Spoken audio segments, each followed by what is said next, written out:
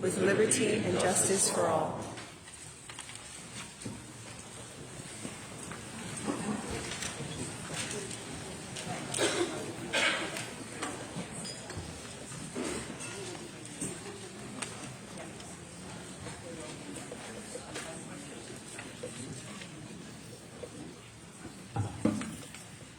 Make sure I don't drop that on the floor.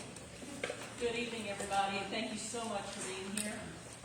For those of you that don't know me, my name is Judy Cooper. I'm the Executive Director of the Orange County Chamber of Commerce, and I'd like to welcome you to the 2023 Orange County Candidate Showcase.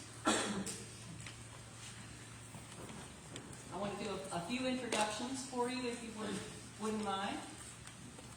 First of all, our moderator tonight will be Mr. Sean Gregg, here on my right. He will be asking questions of the candidates from what you have submitted into the lockbox in the lobby. We have timekeeper Mary Goodwin sitting right down here. She's going to be controlling, making sure that all the candidates have the appropriate amount of time to answer the questions. I'd like at this point to introduce Ms. Evelyn Jackson, who is the president of the Chamber Board of Directors, for a few comments.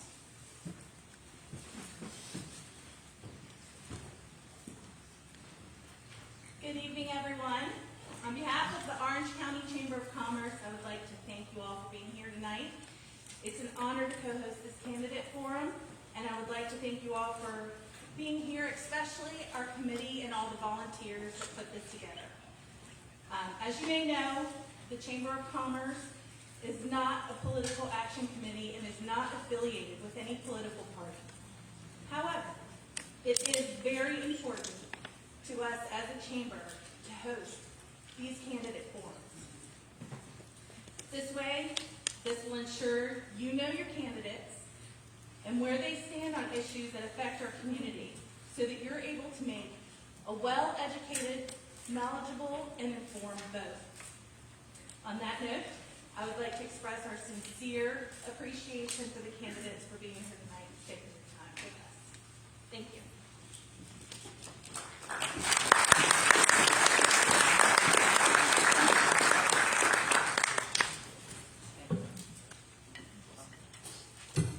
See, we gotta have the professionals fix this sound thing so that I don't mess it up.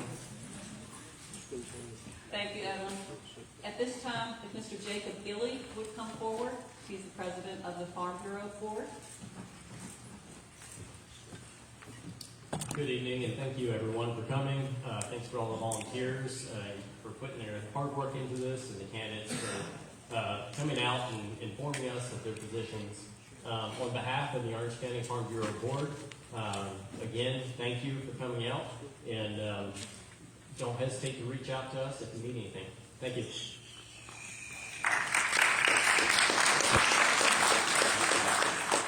Thank you, Mr. Gill. Mr. Roland Terrell, treasurer of the Orange County branch of the NAACP, please come up.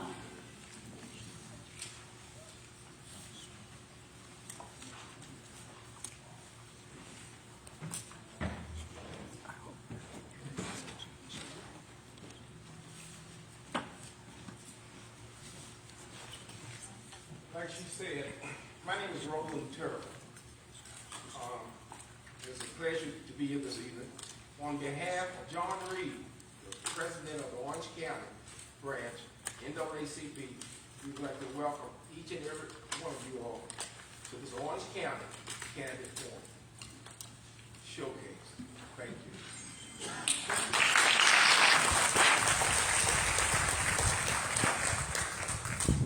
Thank you, Mr. Terrell. I'd also like to take a brief moment to thank the Orange County High School and their staff for hosting tonight and for helping us get all set up and all the hard work and making sure that this was a good event for everybody. So please, a round of applause for Robbie and his staff.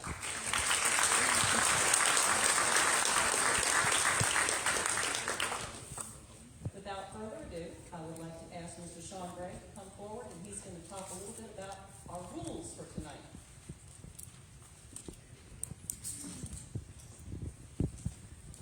Good evening, everybody.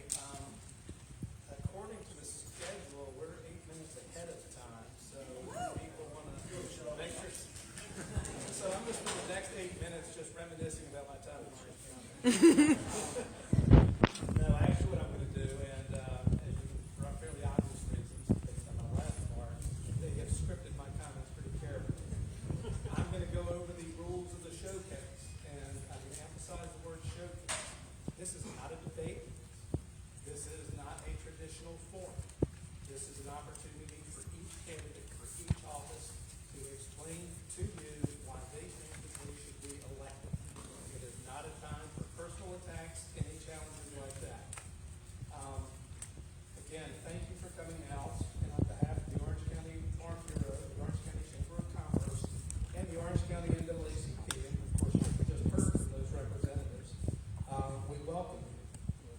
We will hear from candidates for the offices of School Board, the Orange County Board of Supervisors, the Orange County Sheriff's Office, the Orange County Commonwealth Attorney's Office, the Orange County Treasurer, the Orange County Soil and Water Directors, the Orange County Clerk of the Circuit Court, and from a council member for the town of Gordonsville.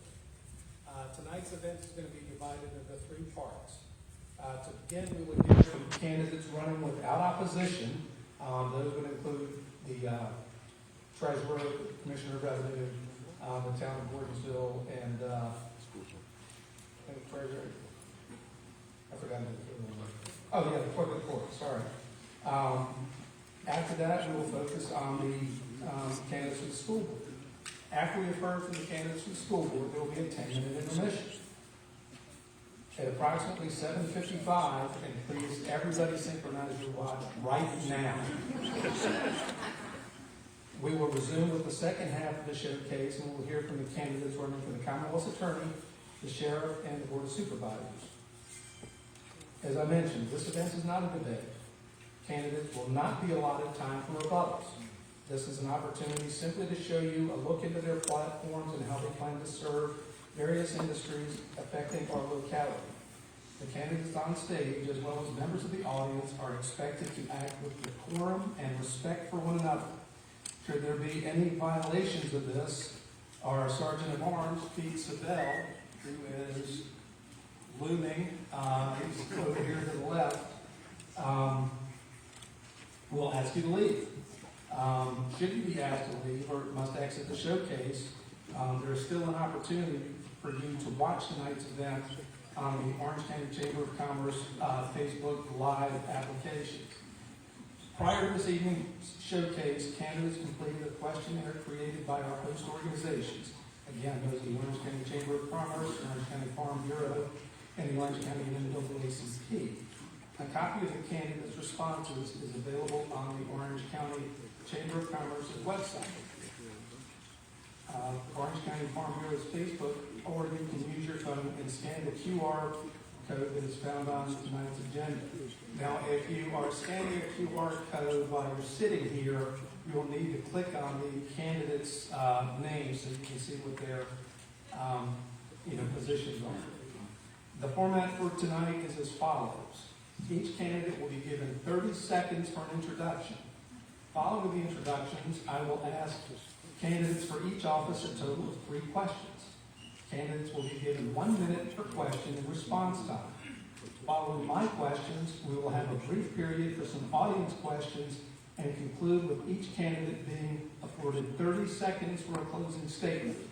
30 seconds is not very much time, but unfortunately the time constraint because of the number of candidates we have requires us to enforce that strictly. Friends and guests, you should have already turned in your questions for our candidates. It is wonderful to see such a great response from our candidates this evening, but because we have so many joining us, we will be moving along fairly quickly. Candidates are not required to use the full time frame. If you can answer a question in 4 seconds, do it. You're not lawyers. If you could do that, that would be helpful. For the candidates, a yellow card will be raised 15 seconds prior to your time limit, and a red card will be displayed when a candidate's time is up. Jess Civizeri with the Orange County Chamber of Commerce and Matt Knuckles with the Orange County Farm Bureau are also prepared to take the microphone from a speaker when his time is elapsed. Ordinarily we would use a shepherd's crook, but apparently it got lost during the last play that we had. see, we need to let everybody who has questions, please drop them off whenever you see somebody, but the deadline for submitting questions is at 6:30. And that is shockingly all I have to say. Yeah,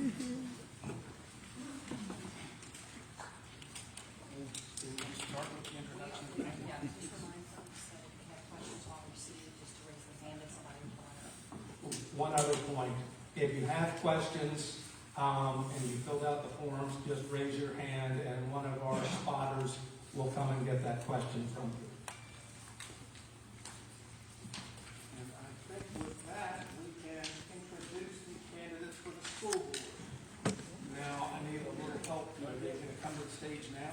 Yes, they can come up as you call them. We're doing opinions without opposition. Oh, that's right, I'm sorry. Candidates without opposition, if you can come up here now, that would be helpful. I see Melissa Morris. Oh, you might want to. I see Robert Bradford. I see Nick Paxton. Melissa, since you stood up first, it's all yours.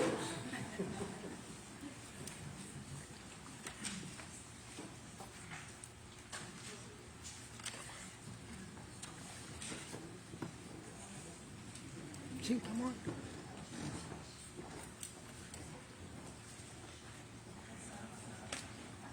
Oh, you can stand beside me. You can.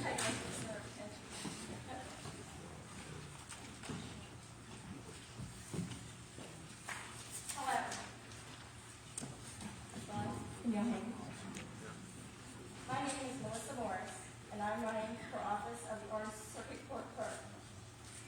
I'm a lifelong resident of Orange County. I'm a proud mom of 3 sons, a stepdaughter, and a Mimi to 6 beautiful grandchildren. On June 30th, Teresa Carroll retired as the Orange Circuit Court Clerk and appointed me as active interim clerk. I have worked in the Orange Circuit Court for 12 years and have trained in every position in the clerk's office.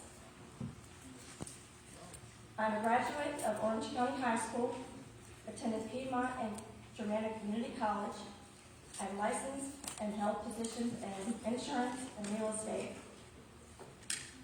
I believe that my educational background and 36 years of career experience will give me the necessary tools to perform the duties of the clerk's position. Some projects that my staff and I are currently working on are better ways to inform the county.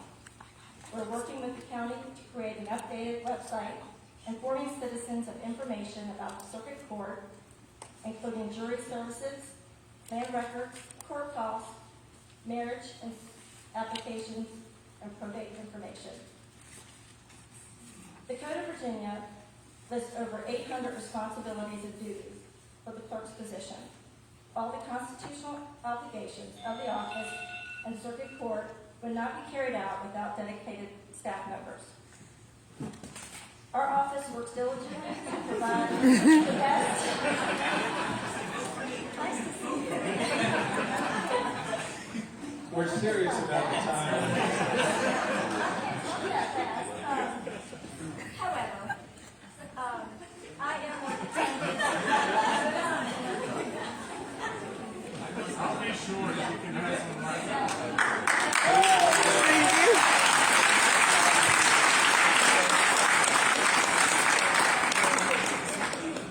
even though I'm one of the candidates. We're done. You can sit down. I would appreciate your vote.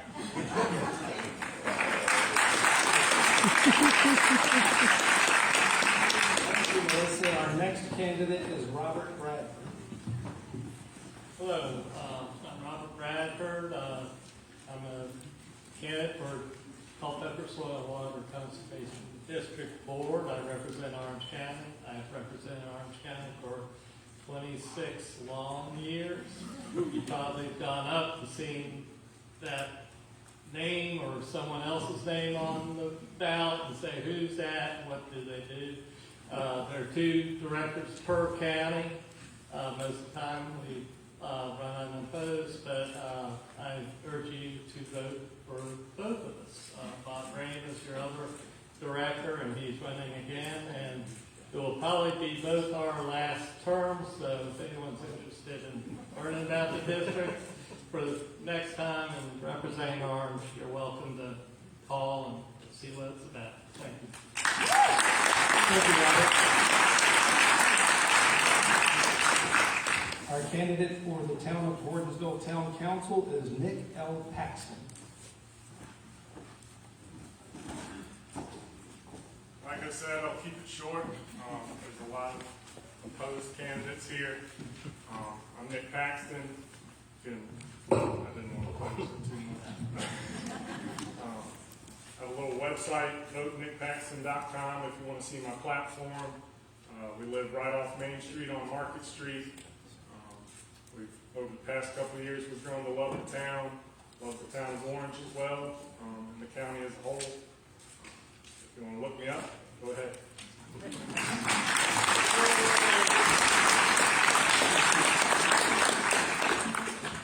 At this time, I'd like to introduce Caitlin Jordan, late of Richmond, Virginia. She's going to read statements from our treasurer, Dawn W. Herndon, and Renee Wolf, our Commissioner of the Revenue.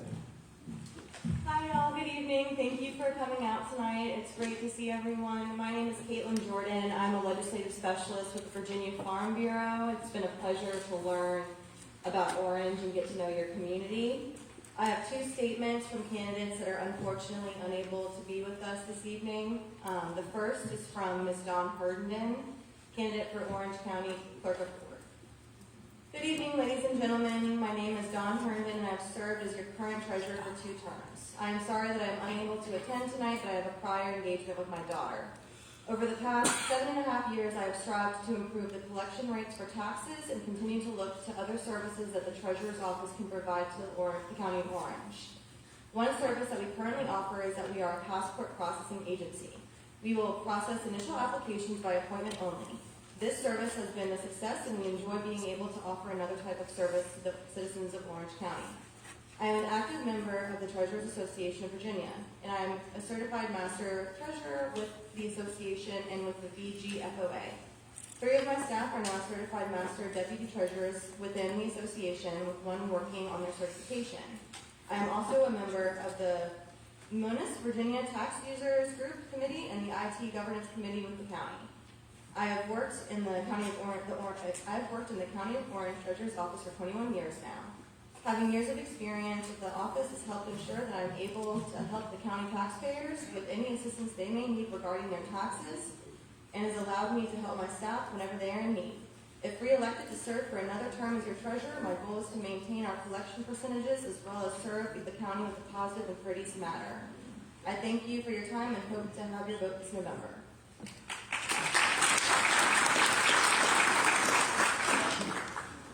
I now have a statement from Renee L. Pope, candidate for Commissioner of Revenue. I would like to thank the citizens of Orange County for allowing me the immersive privilege to serve you for the past 9 years. I am tremendously grateful for this opportunity, and I am looking forward to serving our county and its wonderful citizens in this next term. I would greatly appreciate your vote on November 7th. Thank you, Renee L. Pope.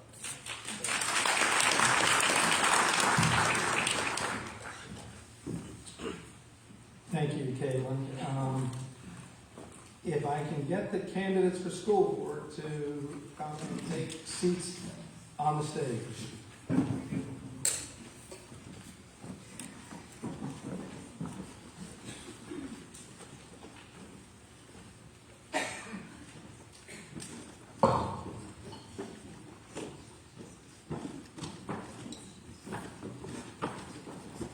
If any of you have questions, just raise your hand so our runners can find you. I see one in the middle aisle, and we will continue to accept questions until 6:30, so that's 8 minutes from now. Or roughly the end of Melissa's speech, which some of you have not heard. But,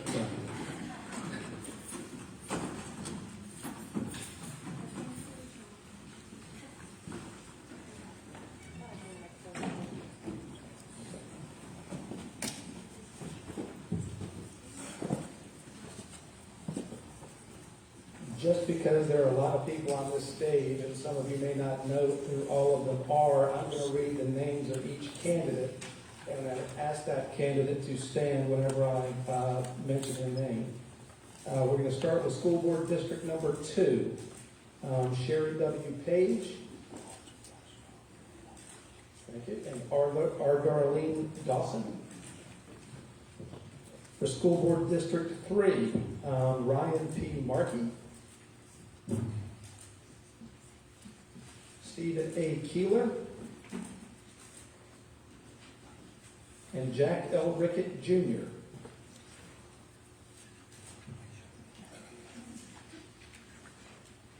And finally, for School Board District 5, Gary D. McFadden,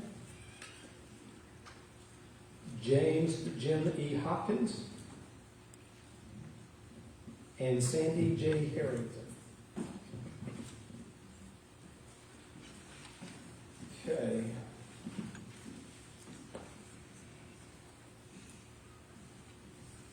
We will give each candidate a 30-second introduction, and would you prefer that we do it by district? We'll do it by district. So, with that in mind, can I have Darlene Dawson please give us, in 30 seconds or left, an introduction to herself?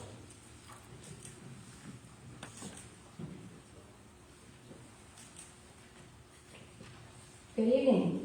My name is Darlene Dawson, and I am an concerned Orange County grandmother and also a retired teacher. I spent 34 years in Virginia Public Schools classrooms in Manassas, Virginia, before we moved to this beautiful county of Orange. And so I believe my expertise and experience in education will serve you well as we continue to improve our Orange County schools. Thank you.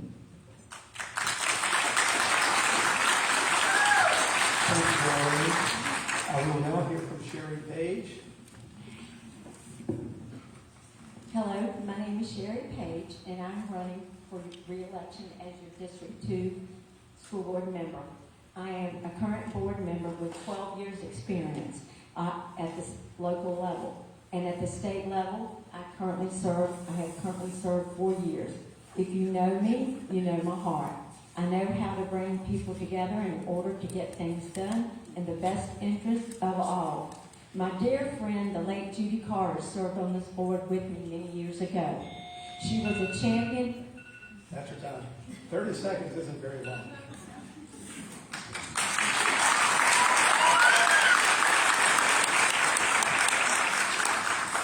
We will now hear introductions from our candidates for District 3.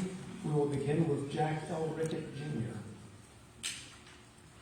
I would like to thank you. Can you hear?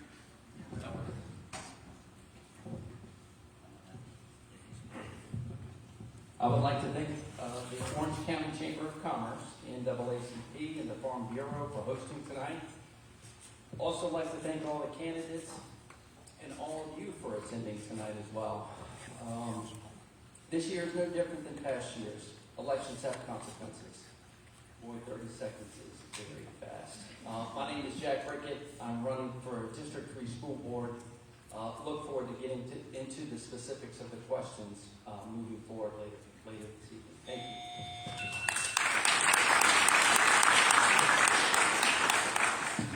Thank you, Jack. We will next hear from Stephen A. Keeler, also a candidate for School Board District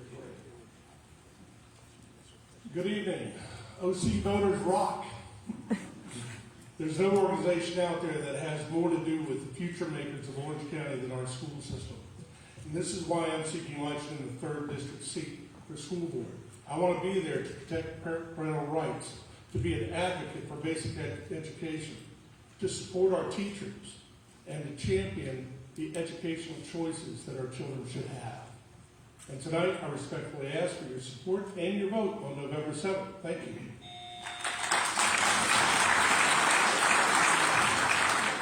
Thank you, Mr. Keeler, and we will now hear from Ryan P. Markey. Good evening, my name is Ryan Markey. I'm a lifelong resident here in Orange. I've lived here 41 years. I was raised in Orange County Public Schools, graduated from high school with my wife Maria, and our son William Markey is currently a student in Orange County Public Schools and is enrolled in high school. I've had a very close relationship with the operations of Orange County Public Schools. I'm a concerned parent, seeing concerning things, and want to help us do better. Thank you so much.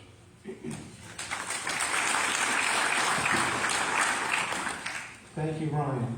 We will now hear from our three candidates for School Board District Number 5, beginning with Sandy J. Harrington.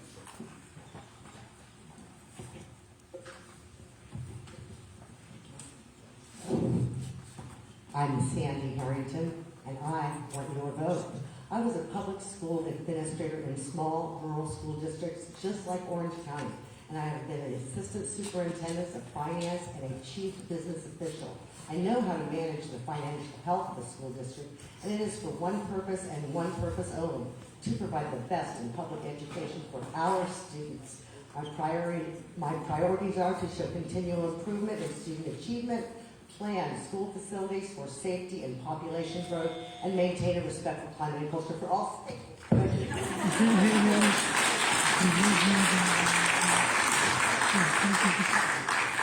Thank you, Sandy. We will next hear from Jim Hopkins.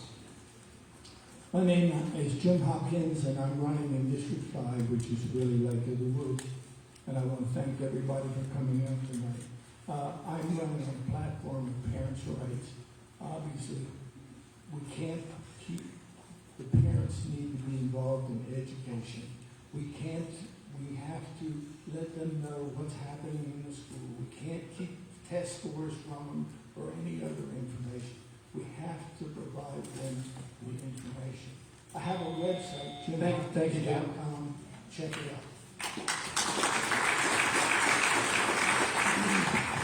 And we will next hear from Gary B. McFadden.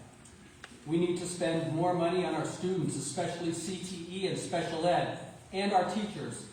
Outside of salary, the main reason teachers leave OCPS is because of conduct. We need a line item budget veto in the budget. We must uphold parents' rights to be informed about their children, and I oppose students of opposite sexes sharing locker rooms, restrooms, and I oppose biological males competing in female sports.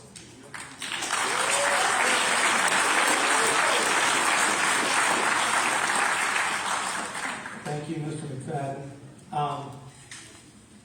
Last call for questions. Raise your hand, our runners will get them, but it is now 6:30 according to the school clock. So we will begin, and I will direct the questions beginning with School Board District 2. And I will first ask the question of Sherry W. Page. Sherry, there's been a lot of discussion about how history is or should be taught in our schools. How do you think American history should be taught in schools to be more accurate and inclusive of the entire population? Yes, I agree. All history should be taught, and the correct history.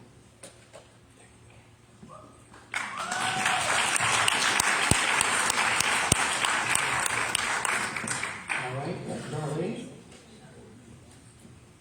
It's a great question, because this is a subject that comes up so often with how are we teaching our children. And I'm concerned about agendas, things becoming agenda-driven, so that we're calling, I'm a white girl, obviously, so we call white people oppressors or racist or whatever, and tell our students of color that they cannot achieve as high as someone else without an extra leg up. And I reject that philosophy whole cloth. I reject it whole cloth.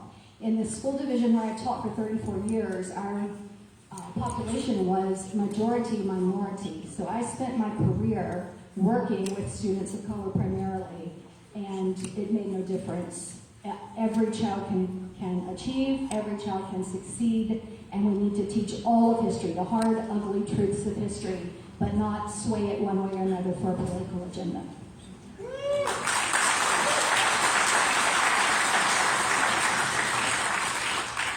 Thank you, Darlene. And I will repeat this question because I'm sure some of you have forgotten it.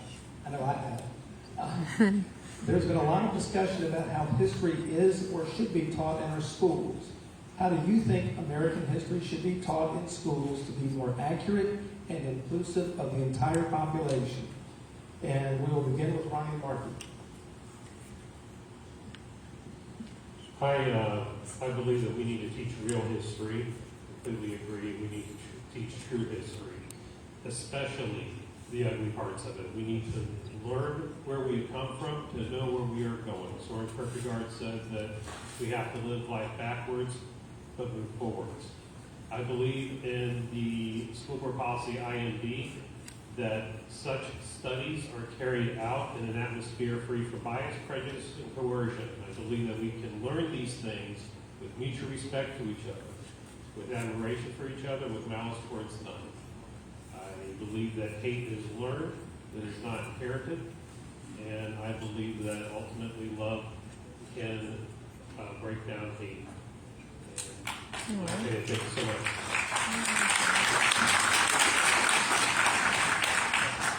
Thank you, Ryan. Jack Rickett. Well, the best thing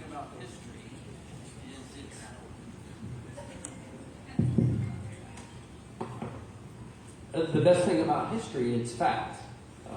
So let's just stick with the facts. Department of Education for Virginia kind of dictates a little bit of what's happening with history. As I'm speaking to a lot of you, I'm not hearing this question. I'm hearing questions about teachers. How are we supporting teachers? How are we retaining teachers? How are we recruiting teachers? What are we doing to support our young people in making sure that they are prepared for the future in life?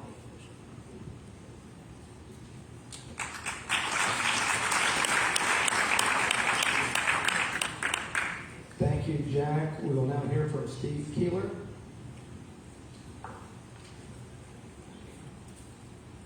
I believe that history needs to be taught us in a whole, and that means to be void of political agenda. That means not revisionist history, but as it actually happened. The good, the bad, and the ugly, and we've got some really ugly history. But the only way we can learn from history and not repeat it is by going through the truth of history, all of it.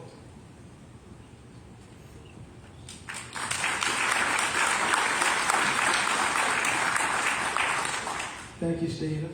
We will now hear from Gary McFadden, School District 5. I agree with the previous speakers that we should teach history for what it is. History is not for us to like, it's for us to learn from. And I would oppose teaching history from the standpoint of critical race theory, which teaches us that the United States was a nation stricken, a nation that's reimagined by racial strife and with specific claims of victimization. I do not support that type of history.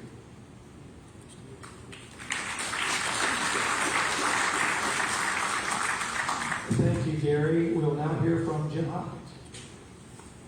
I support, obviously, what my other candidates have said.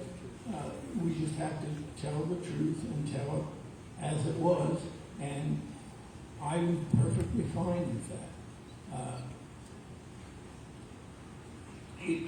It's gotten political, and I'm sorry that it's gotten that way, but history is history, and it's important. I'll give you a perfect example. When they took the slave block off the street in Fredericksburg, I thought that was a mistake, because I walked by that block. It meant something to me. It meant something that was past, that this country overcame, and I was proud that they overcame that. Now it sits in a museum someplace, and I think it should be back on the street. Thank you, Jim. And now we hear from Sandy Harrington. Thank you very much for the question. I believe that we should absolutely teach a comprehensive, true history to our students. It is important that they understand, again, both the good, the bad, and the ugly. It is important that they have the understanding and the skills and the ability to make decisions so we don't relive past mistakes. We continue to learn, we continue to go forward. My focus is on quality education, and I believe that we have the common goals of quality education in a safe environment. The school board is an apolitical position, and I absolutely support teaching a full and comprehensive history to our students.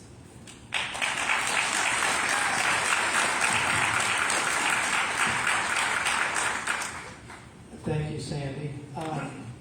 We'll go to our next question. We're going to stop talking about the past and look to the future. And these questions, we will begin first with Darlene Dawson and then Sherry Page, and then we will go through the other candidates as we've done previously. In what ways will you help guide education to foster marketable skills that graduates can use in the Orange County community? I'm having, there we go, microphone problems. Why do I get to be first all the time? The next question will be second. Okay, thank you. So this is a wonderful question. I am so about educational choice. There are so many other ways of thinking about education besides what we've traditionally done. As I came up through school, it was very much, college track was the way to go, and you need to do a 4-year university and get your degree. But now we just have so many other ways and things that we can do with CTE programs and lab schools and magnet schools and apprenticeships and dual enrollments so that we can really prepare our children to, some of them come out of high school without ever going to college and incurring all that debt and be able to walk right into a lucrative, high-paying, needed job. So I would really love to partner with our local colleges and our local trades and be able to offer some out-of-the-box kinds of education for our students.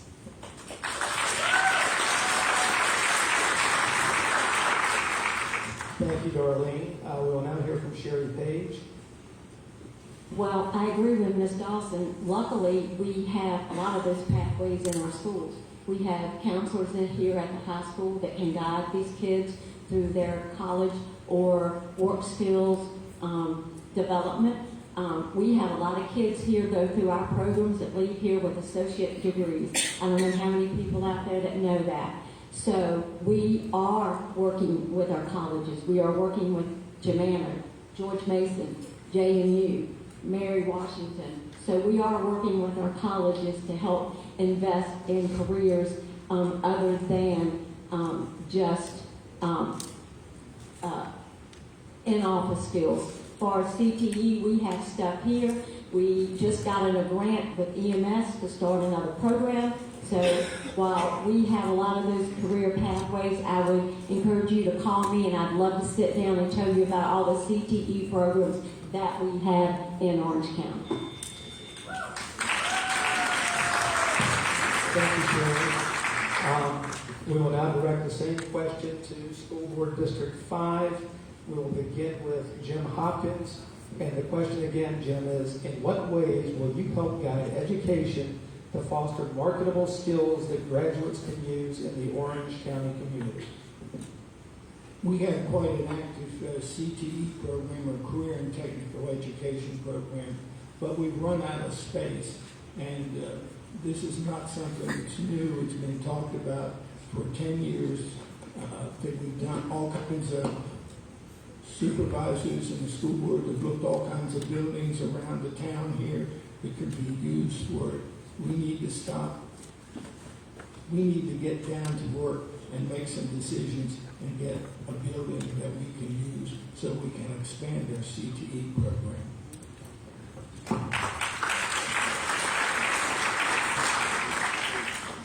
Thank you, Jim. I will next hear from Sandy Harris. Thank you again. I am actually very impressed with the CTE program here in Orange County, and you should be very proud of what you've done so far. However, we do need to continue working hard, developing business partnerships, working with our agricultural community, working with the NAACP to ensure that we provide multiple paths for our students to achieve success. Academics, there will be many children that will go down and post-secondary college education, and academics is what they will excel at. And then we will have our students that will not, and will be working on the CTE, the path that provides. I think that we need to continue exploring mentorships and internships, working with our historically black universities, polytechnical universities, and again, continue to grow our own future here in Orange County.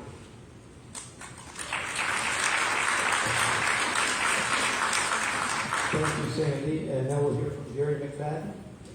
Consistent with my involvement in helping develop the Orange County Strategic Planning Steering Committee and the Instructional Programming Action Task Force, OCS should expand business partnerships to increase job shadowing and internship opportunities, and develop actionable plans with requisite stakeholders such as local governments, businesses, community, and organizations to secure additional space for CTE expansion. We need to increase the number of student internships, increase staff members who are CTE qualified, increase the number of students who are earning college credit or CTE credits while in high school, and increase the knowledge of the business community's needs. Thank you. Thank you, Gary. And apparently I overlooked School Board District 3 for the same question. And again, the question is, in what ways will you help guide education to foster marketable skills that graduates can use in the Orange County community? And we will start with Stephen Keeler. Let's talk skin in the game. I am a product of CTE from when CTE was a baby. And when I came out of school, I hit the ground running, got on a computer, and never looked back. Did not go to college, but I've had 40 plus years of marketing and computer analysis. And I'm here to say that it works. And I'll tell you something else about it. FFA and CTE, when we take the time to be serious about these subjects, discipline issues become fewer. Absenteeism in our schools drop, and graduation percentages go up. FFA builds leaders, future makers of the community, and we need to increase the workforce here, and this is the way we do it. Through FFA and CTE, we can fill these things. So let's get serious about it.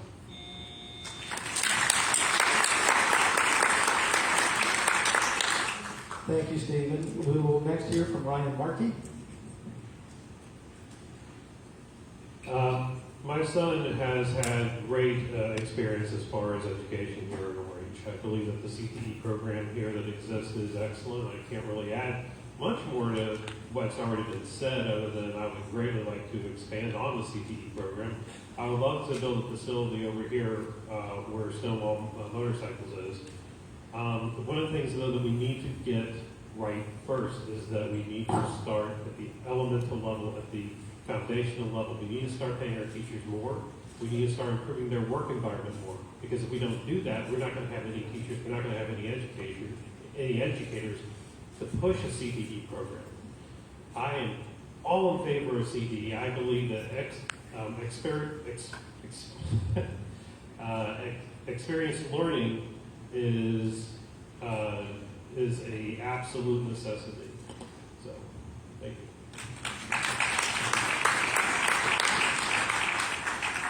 Thank you, Ryan. We will next hear from Jack Ricketts.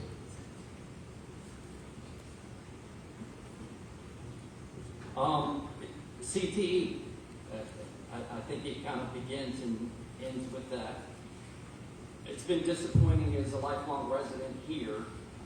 We've been talking about CTE for 12, 15 years. I can remember sitting in the first meeting at TIAC a number of years ago talking about this, getting business leaders, community leaders, elected officials, and so forth in a room, and really felt like we had some progress. A good friend of mine tells me we just need to have the will. We need to have the will. I have directly seen the impact as a small business owner, and more importantly, I've been on the EDA for the county for 12 years. Workforce is a primary concern for businesses we're trying to bring to this community, and we need CTE to land this. A perfect example is, I don't know if a lot of you know, we just landed MITRE. Jack, that's your time.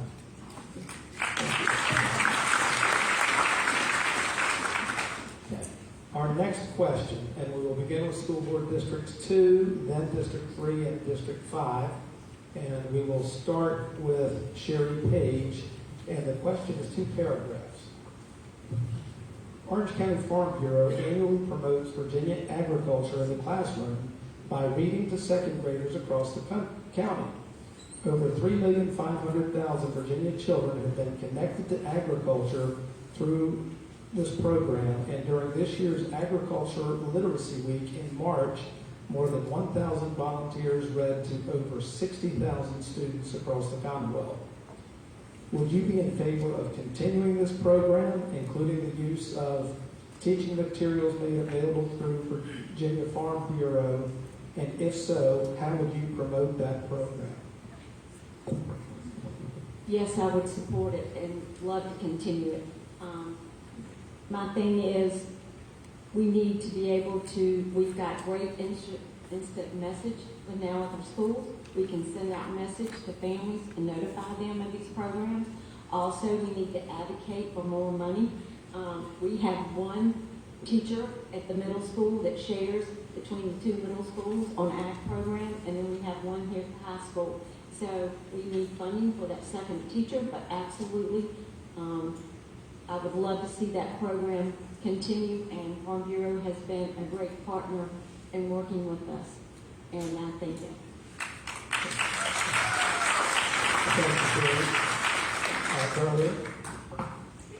I did not know about that reading program, but that sounds absolutely fabulous for the readers and the students who get to take part in it. FFA, I went to high school myself in Prince William County, the western end, when it was rural, and my high school was the specialty school for FFA agriculture, so anybody in our county who wanted to be part of that program came to my high school. So although I'm not personally familiar with it, I grew up with a great respect for FFA and our farming community, and when I retired, couldn't wait to get out here to Orange County, where it still is rural, for now at least. So the FFA program, I think we really could develop. When I go out and about talking to people, I hear that we need to do a lot more with it, that we have surrounding counties, Louisa and Culpeper, who are sending students to state level events, and Orange hasn't really tapped into all of the potential that FFA can offer. So I would love to see us really invest some money and time and talent into that program. Turning to School Board District 3, we will ask the question first of Jack Rickett. And the question again is, would you be in favor of continuing this program, including the use of teaching materials made available through Virginia Farm Bureau? And if so, how would you promote the program? Yes, absolutely. Continue to.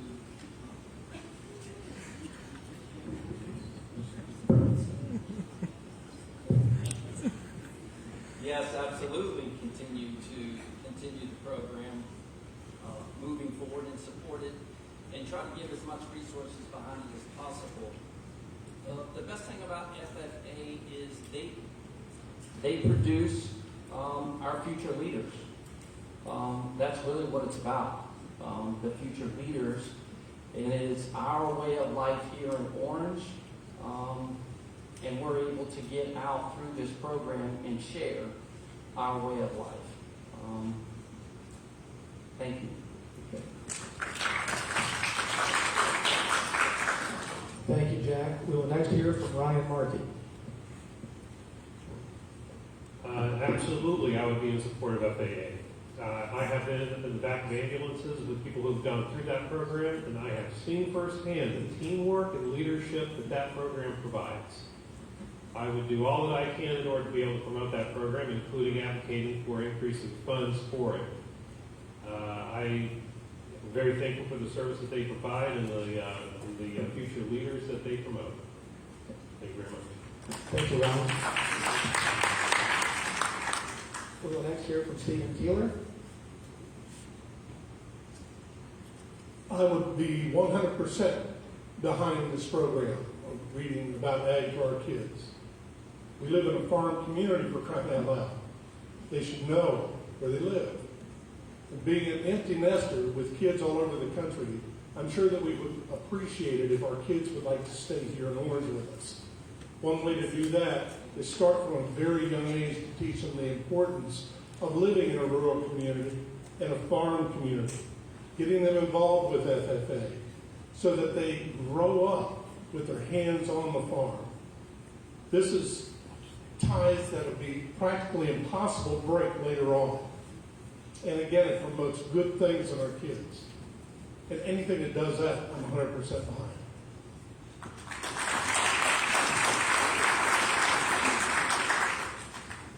Thank you, Steve. We'll direct that same question to School District 5, and we will begin with Sandy Harrington. Thank you. Yes, I would absolutely continue to support this program of agriculture in the classroom. I think it is an amazing program. I was able to research it and read more about it as I studied for the event this evening. And as the daughter and granddaughter of cattle ranchers and farmers, I absolutely understand the importance of maintaining a strong agricultural base. From both a historical and economic perspective, the importance of agriculture within Orange County cannot be overstated.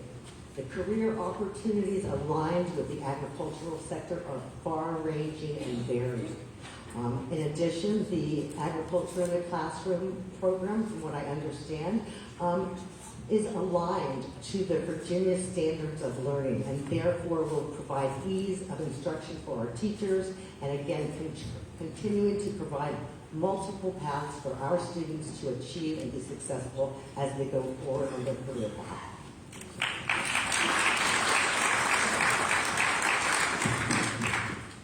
Thank you, Sandy. We will next hear from Jim Hopkins. I certainly support the agriculture program. In my youth, I was involved in agriculture as my father was an FFA teacher. As a 4-H project, I raised, trained, and shown an Angus steer at the local county fair. Currently, today, my family owns and operates Woodward Farm Vineyards on a farm outside the town of Orange. So yes, I strongly support agricultural education. Thank you, Jim. We will next hear from Gary McFadden. Of course I support it. And here's how I'm going to support it. I'm going to increase the knowledge that FFA needs. I'm going to increase the internships. I want to see us increase CTE staff. I want to see students learning or earning credits, CTE credits, while they're in high school. I think there should be collaborative parent workshops. And I think these opportunities should be advertised on the Orange County School website. Thank you.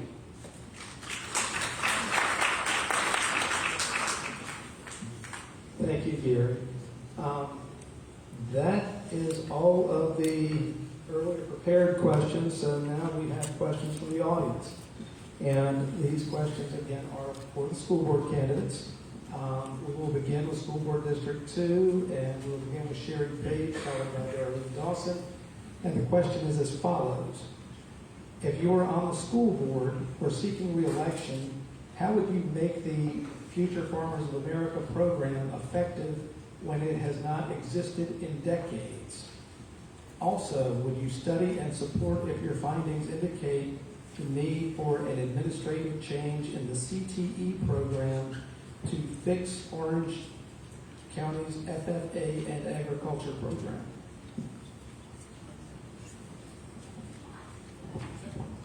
Is that one question or two questions? It's on one card. So, give me the first one. How would you make the FFA program effective when it has not existed in decades? Well, I think a lot of that has to do with new blood and continuity of the program. That is something that we've not had in a while. Hopefully, we now do. That also comes with being able to recruit highly effective teachers in that area who are experienced. And so I think that's one way. And I will continue to support FFA in any way I can. Now, second part. Mm-hmm.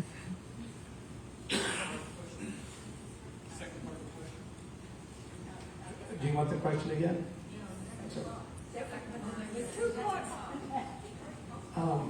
Yeah. Let's reset it, make it 2 questions. So the second part of the question is,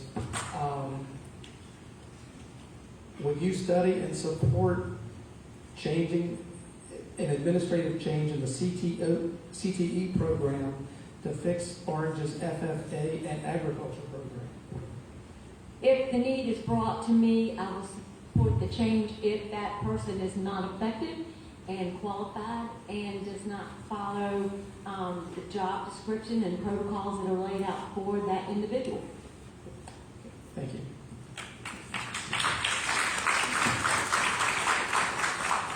And Darlene, the same question, and I will ask it as 2 separate questions. That's probably makes more sense.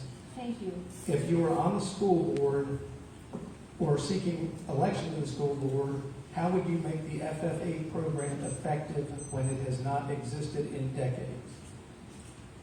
Again, this is not my area of expertise really, but I have talked to an awful lot of people as I've been out and about trying to introduce myself. And the farming community over and over tells me that we're just not doing what we should be doing. That students are not being provided the opportunities for, let me see if I can check my notes. They have things like in FFA, the leadership development component and career development component and agri-science development component. And again, our surrounding Central Virginia counties have been sending students to state level competitions and regional level competitions. And Orange County, I'm hearing this as I talk to people, just does not have that level of participation or that level of support.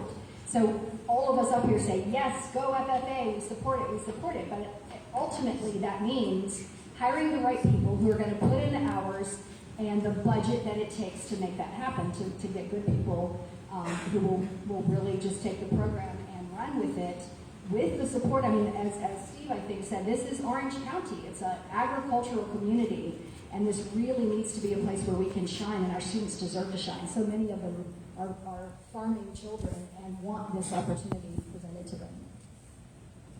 Thank you. And the second question. Would you study and support if your findings indicate the need for an administrative change in the CTE program to fix Orange's FFA and agriculture program? And again, I can't say I'm 100% sure of this, but I believe that FFA currently falls under our Director of Secondary Instruction. So perhaps there's just too much on that plate, and we need to have an additional administrative person in place who would be able to focus on FFA and the agricultural CTE programs that we have here. I would have to research that before I would be able to answer that fully, but that's my thought currently. Thank you. This is directed to the moderator. The timer on your table is not working. Oh, okay.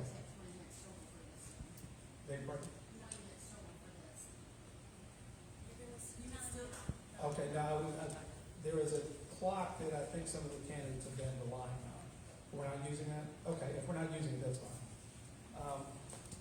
Directing the same question to School Board District 3, and we will begin with Stephen Keeler.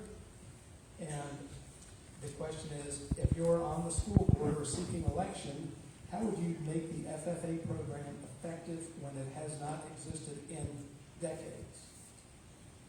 Great question, whoever brought that forward. I thought it was interesting as I was listening tonight that so many were saying how wonderful the FFA program is currently in the school. And then the question comes up, it's been ineffective for years. What are you going to do to fix it? Well, I tell you, we need to put more weight on it, as I said before. FFA is vital to a farm community. It needs to be of first importance in our schools. The way that we do that is we treat it like it's as important as any other class. Give it a teacher that is meant to teach that class. Don't put somebody in there just to fill the seat. We can't do that and expect it to succeed. Thank you. And again, the second part of the question, would you study and support if your findings indicate the need for an administrative change in the CTE program to fix Orange's FFA and agriculture program? Absolutely. I would take the time to study the needs of it. I have been looking at it already. As I said, it's near and dear to my heart, the CTE program. And the CTE program goes far beyond where it is right now. It should be out there in investing in the trades. The trades should be investing in CTE program. But we need somebody to go out and talk to these folks out in the community to bring them in. We could even have volunteers come in and teach some of the classes, men that are qualified to do this, women that are qualified to do this. They're out there. We need to reach out to them and take this seriously. Thank you. We will direct the same question to Ryan Markey. How would you make the FFA program effective when it has not existed in decades? One of the things that I think that we can do is explain to the community how the FFA and CTE are experienced learning. And it is just proven fact that experienced learning teaches more and has more comprehension capabilities than your traditional lecture learning. Another thing that we need to do, though, is that if we're going to have these programs, we need to be able to hire teachers. And already in this school year, when we're receiving $400,000 less from the state, $1.6 million less from the county, how are we going to be able to afford teachers? We need to negotiate with the Board of Supervisors to provide us more funds. Right now, our forecasted revenue is number 2 in the district, and yet our teacher salaries are number 6. We need to negotiate. We need to talk with our Board of Supervisors, and we need to hire people, and we need to stop cutting positions. Thank you, Ryan. And with regard to the other part of the question, would you study and support if your findings indicate the need for an administrative change in the CTE program to fix Orange's FFA and agriculture program? Absolutely. Absolutely, I would. I would like to be able to interview people. Much like my friend Pastor Keeler here said, I would like to get the community involved. I would like to get the kids out to talk to the community. I know that when I was in high school, one of the big things I was involved in was involved in FFA, but I was involved with band. And a lot of things that we did as part of the Band Boosters was go out and actually talk to businesses, not just as the educators, but as the kids too. And I think that if the kids can communicate the needs to our business leaders and to our community, including our farmers and our agricultural professionals and people that have expertise in that level, I think that we can do some really great stuff. Thank you, Ryan. We'll ask the same question of Jack Rickett.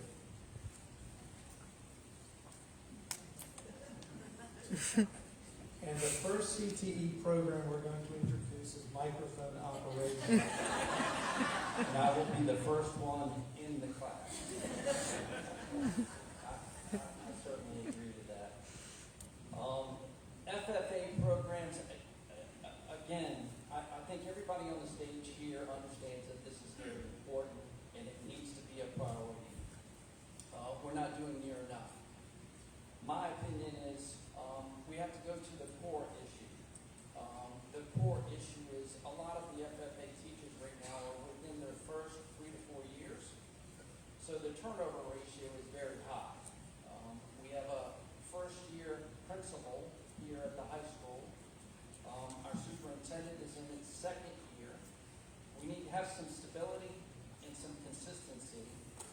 And those are the things that I would like to bring to the table, and having conversations with other school board members and supervisors to ensure we can get the resources and have the plan moving forward to get these things done.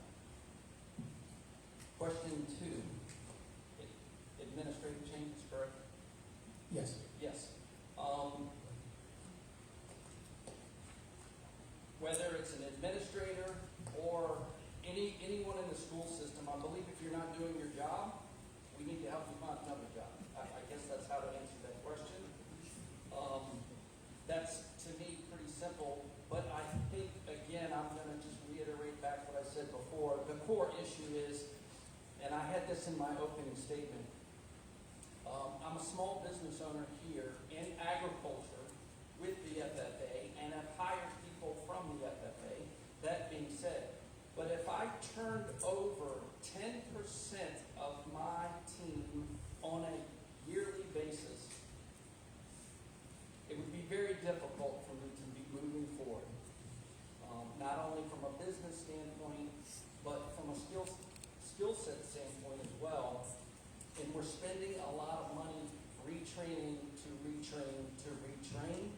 That is the core issue. That's what we need to get to. Thank you, Jeff. We will ask the same question, and I will repeat it again. I will repeat those questions. How would you make the FFA program effective when it has not existed in decades? And then the second question is, would you study and support if your findings indicate the need for an administrative change in the CTE program to fix Orange's FFA and agriculture program? And we will begin with Gary McFadden. The Orange County Strategic Planning Steering Committee addressed this issue and subtasked it to the Instructional Programming Action Task Force. I was a member of both of those. The answers to these questions are embodied in the strategic plan that's now under consideration by the Orange County School Board. I have been highlighting in previous questions the salient elements of that plan, so I won't repeat them here, but I urge you all to look at the plan that was developed from a diverse audience and see if that answer addresses the question. And of course, as far as administrators or people involved, it's not who is right, it's what is right. Thank you. Thank you, Gary. The same questions for Sandy Harrington. Yes, I absolutely would want to continue the FFA program. My experience shows that an FFA that is viable and works hard can provide robust, positive programs and far-ranging benefits for our students. Students need to understand what, why, and how agriculture impacts our county, society, and world. And the students in Orange County should be learning the importance of agriculture as soon as possible, providing opportunities for extended learning and exploration of career paths available within the agricultural sector. Thank you. I'm not done, sorry. I believe that our FFA program needs to align closely with our regional and state programs, that we need to encourage our Orange County agriculture sector to be involved, to mentor, partner, prioritize working with young students within our area here, and to also provide a dedicated teaching position and potential support for that position. This is something, if we're going to try to implement it and restore it and make it as strong as it should be, yes. Thank you. And the second part of the question. The second part of the question would be that, yes, I think that we need to look at the administrative support that's currently in place. We need to consider and establish a position dedicated to the implementation of our stakeholder plan. We need to support our current business partnerships. We need to continue developing more, and we need to make sure that we have someone that is dedicated to working specifically towards those goals so that it's not just part of their job, but it is their full job and they understand the importance of it to this community.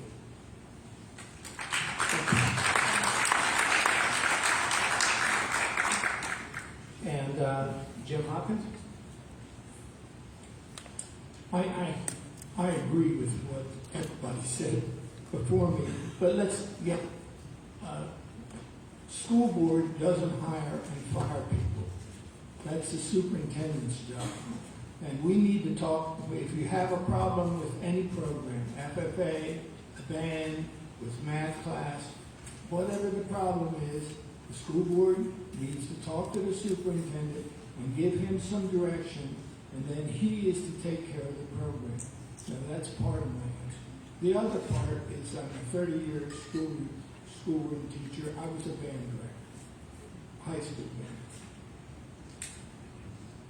How good the band is depends upon the teacher.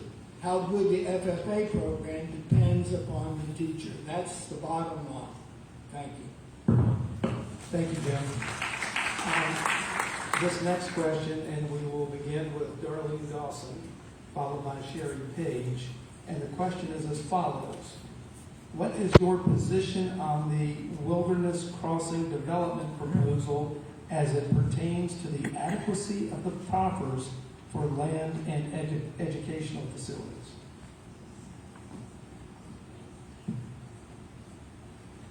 I'm going to join you in the microphone class, Jack. All right. Well, the Wilderness Crossing, as I understand it, and as it has been approved, would add upwards of 4,000 homes. So if the question is how is that going to impact our school division, we're going to need another school. And of course that's a budget issue and all kinds of things looking ahead. But if we're going to add that kind of population at the eastern end of the county, and I'm not sure we don't already need another school at the eastern end of the county, because this school here is pretty full, and we have a lot of kids who have to be bused all the way up here. But there's so many considerations there for budget and how to go about doing that. I think we need to be careful about approving those kinds of projects unless there are proffers in place for schools to happen. Thank you. We'll next hear from Sherry Page. I would agree with Ms. Dawson. Actually, that's a twofold kind of issue here. You got space issues here that we need for students because we have trailers out front, and we have CTE space issues. So there's two conversations to be had. We need probably, if we had that many houses on that end of the county, you're going to need definitely another school, but you're also going to need a center for CTE. So you got two issues facing there. And my question is, where are you going to find funding to address those two issues, because they're two different issues? Thank you, Sharon. Same question directed to the members of the candidates for School Board District 3, and we will begin with Ryan Markey, and I will reread the question. What is your position on the Wilderness Crossing development proposal as it pertains to the adequacy of the proffers for land and educational facilities? Well, as far as the land is concerned, I think that's more of a question for the Board of Supervisors. As far as educational is concerned, what my friend Ms. Page said is absolutely true. I mean, right now we are having difficulty funding. We are, like I said earlier, down because of the capital from the state by $400,000. We are down by $1.5 million from the county that we had asked for. We need to figure out the funding here. We need to negotiate that funding with the Board of Supervisors. We need to start figuring out what to do with the educational system that we have right now before we can start figuring out what to do with the educational system that's out there in a place that doesn't exist yet. So I would say negotiate more funding for the CTE centers. I would say more funding for teachers and work environment, and more funding for our students and for our parents. Thank you. Thank you, Ryan. Jack?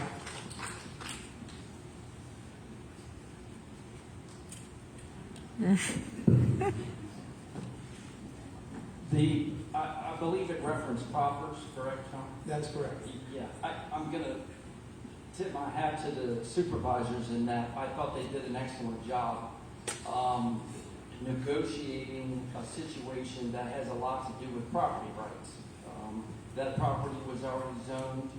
We won't go into detail. but they protected the county and the county taxpayers. Now, will it add additional people and young people to the school system? Yes, it will. We're a decade away from that, to me at minimum, in the current environment with the economy and so forth. So I would just like to go back to what we were talking about before. Let's concentrate on what the core issues are here, now. Let's support our teachers. Let's really get behind them. I know we're talking about giving them more money and so forth. Thank you, Jack. We direct the same question to Stephen Keeler. Yeah, I didn't expect to be asked about proffers either. I would definitely defer to the supervisors for that. However, I will speak to the fact that Wilderness Crossing, if it's approved, it can happen very, very quickly. I've seen these places go in as little as a couple of years. Matter of fact, I used to live across the street from a farm, and within 2.5 years of approval, it went from that to a town center with a whole lot of traffic right across the street from it. So yeah, it can happen real quick. And we need to keep that in mind, because not only will it add the need for a school, but we got to remember all of our schools are near capacity. What are we going to do with all the other kids? You're probably talking about 2 or 3 schools. So we need to keep that in mind as we go forward with this. Thank you, Steve. We will give the same question to the candidates for School Board District 5, and we'll begin with Jim Hopkins. And again, the question, Jim, is what is your position on the Wilderness Crossing development proposal as it pertains to the adequacy of the proffers for land and educational facilities?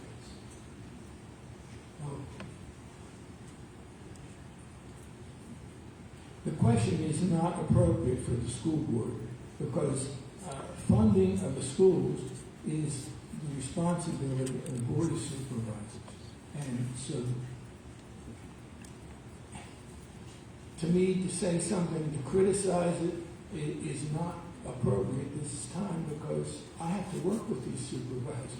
I may talk to them privately about what I think, but it would be, in my opinion, it would be inappropriate for me to make public statements at this time about that. Now, I think the thing we need to be concentrating on in the short time is what we need right now is a CTE center. And I would work very hard to get that done. I came on the school board when we needed to build a school in the eastern end of the county, and I got it done. If I'm elected, I think I can get the CTE center done also. Thank you. Thank you. Let's see, next, can we hear from Gary McFadden? During the spring, I conducted a number of surveys to determine what the support was for Wilderness Crossing. It was not very high. Based on 233 people I sampled, 98% of them were opposed. It was approved by the Board of Supervisors. That has happened. Now we have to live with that. But the good news is this is a time step problem that will require multiple approvals in the future.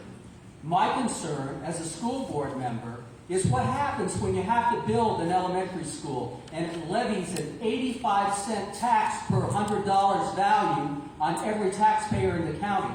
That's huge. Unless there's some way that business can support that tax increase, I'm concerned. Thank you. Senator Harrington, same question. Thank you. My position regarding the Wilderness Crossing project adequacy proffers is that it was absolutely inadequate as far as the land and the amount of $20 million to contribute towards the potential and probable need for a new high school. The only other funding mechanism that I believe we have in this county would be to pass a bond. We do not have the ability to just go and raise property taxes towards this. We are looking at about $120 million versus $20 million to build an adequate high school facility, if not more. In addition, I believe we need to continue to plan and prepare for this type of extensive enrollment and property growth by preparing and doing a population enrollment growth study. We need to develop this plan to account for that growth at this time, and we still also need to continue to focus on student achievement, teacher retention. Thank you, Cindy.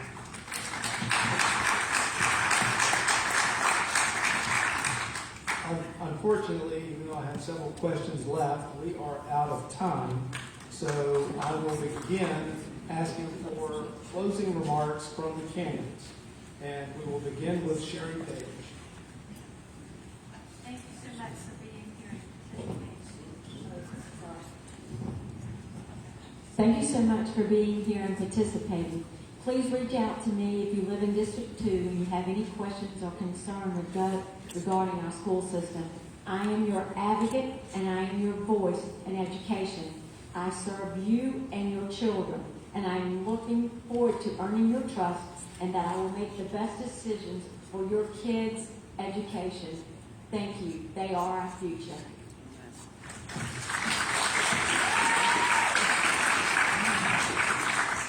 Thank you, Sherry. Darlene?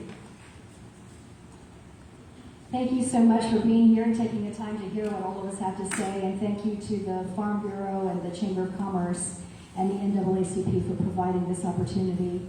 My website is my name, darlenedawson.com. Drop the R. That was a legal thing I had to put in there, but I don't go by that. So darlenedawson.com, you can look at all of my platforms. My contact information is there and also out in the lobby. I would be honored to serve this beautiful county as a school board representative, and I believe I have what it takes to do a good job. Thank you for listening to me.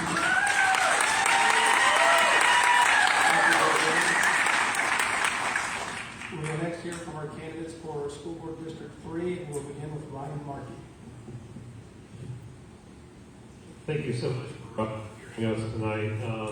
Usually I'm not behind the microphone, I'm on the back of an ambulance, so thank you for bearing with me. I'm not really good at this. But, again, as a parent of a child in the Orange County Public Schools, I have seen firsthand the operation of the schools. And I think that there are things that we can do to help these kids achieve the academic success that they put their minds to. And I hope that I can earn your vote, and thank you very much. Thank you, Ryan. Stephen? As a true conservative voice for Orange County School Board, you'll be able to count on me to not be shaken or be moved whichever way the wind is blowing. A popular thing will not make me vote on it. It has to be good for our kids. I'll fight to ensure that our children get a great education, our parents have a voice, and our county schools are secure from threats, both physical and political, both inside and out. And please pray for Chelsea Quintern this evening, so she gets a quick healing from her injuries.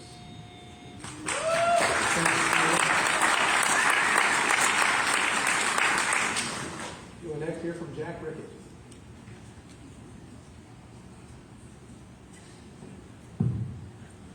Thank you again, everyone, for coming out. The Chamber, NAACP, and the Farm Bureau. This is what it means to be involved in democracy. As I said before, I'm from here. I've coached here, I've mentored here, I've started a business, I've raised a family here. I want to ask for your vote on November 7th, and please, if you have time, this Saturday, August 26th, 1 to 3 at Taylor Park. Thank you. Thank you, Jack. We will next hear from School Board District 5, beginning with Gary McFadden. This election is not about the last 15 years. It's about the next 4 years. If we want our children to have a better future, we cannot look to the past. In the last 10 years, OCPS admin costs almost doubled. That's not teachers and students, that's admin. Out of 131 Virginia school districts, OCPS's standing has fallen from 45th to 80th place, a 44% decrease. The need for change is urgent. I'm asking for your vote to return OCS to more effective leadership. Thank you.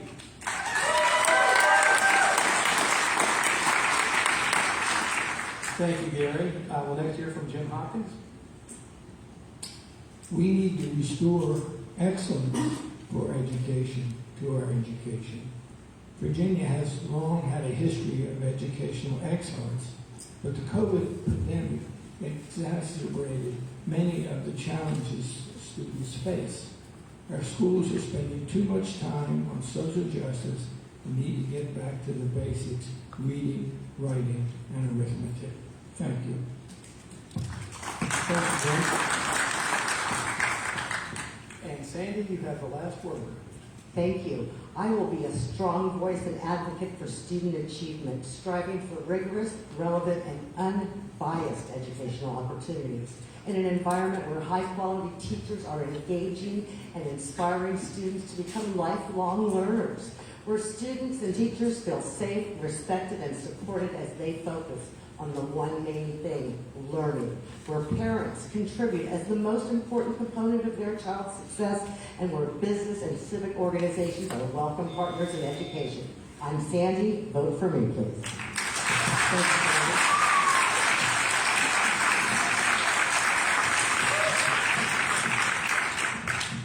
It's halftime. Be back in 10 minutes.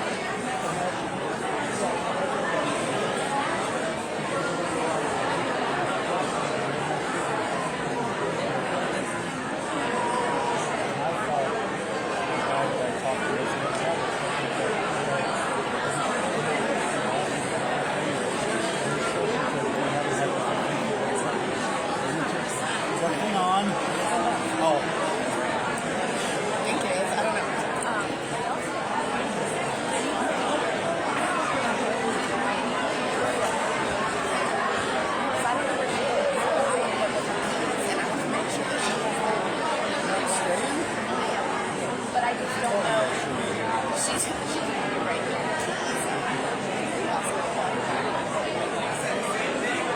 didn't know my opinions were being live streamed.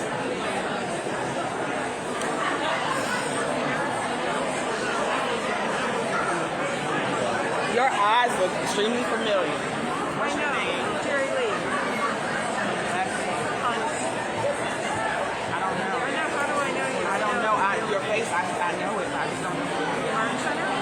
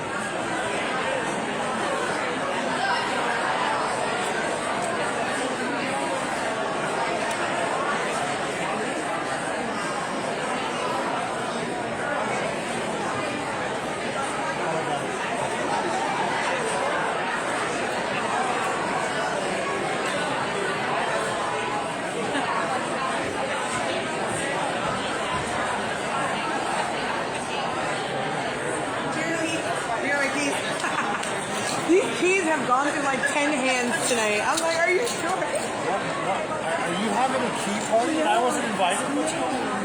Oh, wait.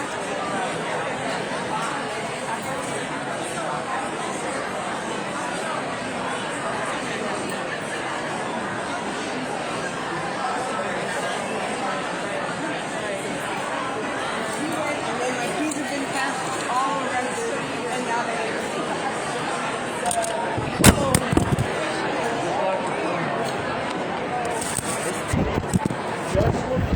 All right. Still recording. It is. I knew that before I was talking here this whole time. This thing has been truly the.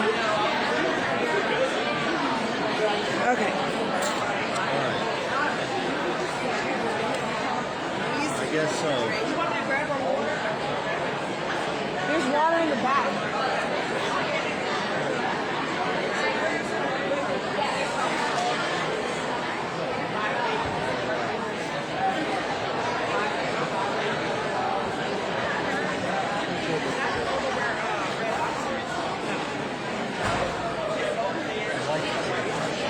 I like your chances.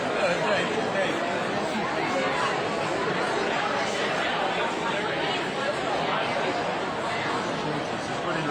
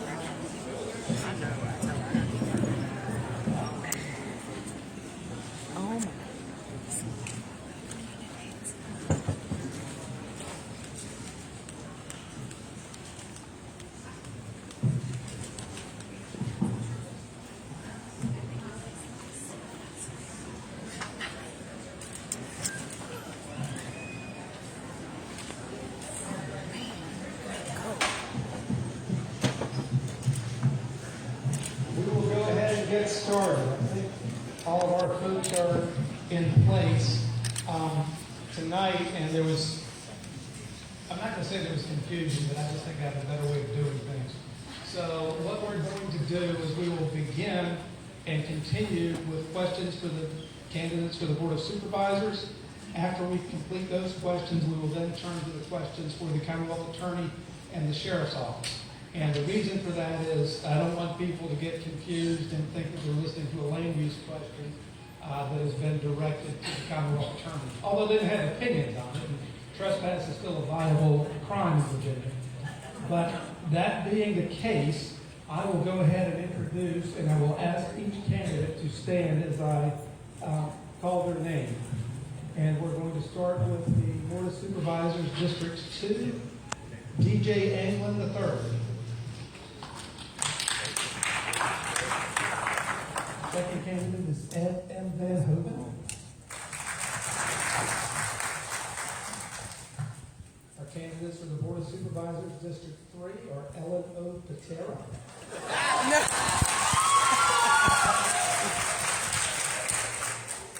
And Keith F. Marshall.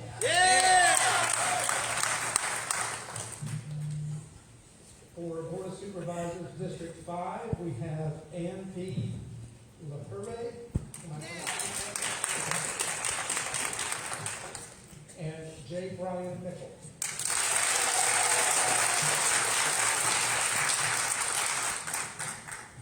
And for Board of Supervisors, District 4, we have Britt A. Lewis.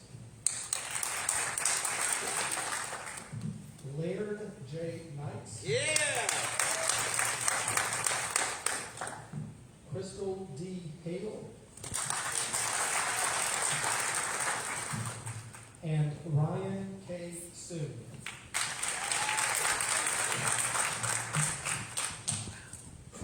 And we have prepared questions, and again, the questions are prepared by the Orange County NAACP, the Orange County Farm Bureau, and the Orange County Chamber of Commerce. And we will begin with District, so what we can begin with, there was a complaint that we kept going with District 2 first, so we will change that. Why don't we go with District 4? And the question is, oh, I'm sorry. We'll go back to the original order then. Everybody knows who y'all are. We will begin our introductions with Board of Supervisors, District 2, DJ Anglin. And you have 30 seconds. Hello, folks. Hello. All right, we're gonna skip that. Hello, folks. My name is DJ Anglin. No more. What's showing on, but it ain't making much sense. I think we got it resolved. Hello, folks. My name is DJ Anglin. I'm running for Orange County Board of Supervisors, District 2. I'm a retired law enforcement officer after 28 years of serving as a district commander. I'm hoping that we can help push forward and preserve Orange County's rural values and establish the type of growth that we want and need in Orange County, which is not unfettered subdivisions and massive construction. We need actual industrial growth and a future for the county based on rural and agriculture. Thank you, DJ. We will next hear from Ed Van Hoven.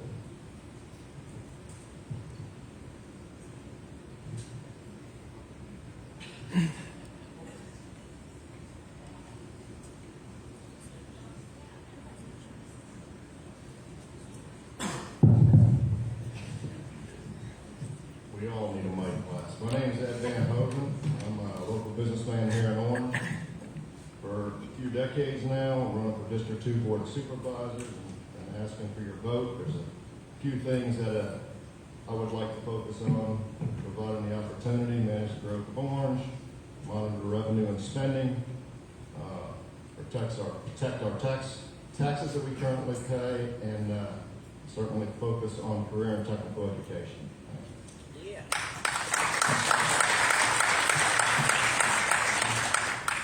Thank you, Ed. We will next hear from Ellen Patera. That's good. My name is Ellen Patera. I'm homegrown right here in Orange County, Virginia, proud class of '89 graduate. I am a mom, a wife. I'm a small business owner, Round Farm, just down the road. I'm a former classroom teacher, and I'm the community liaison of Orange County Public Schools.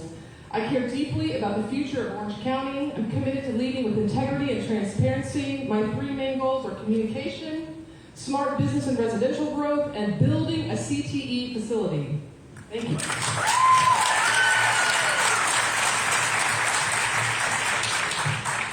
Thank you, Ellen. We will next hear from Keith Marshall. Hello.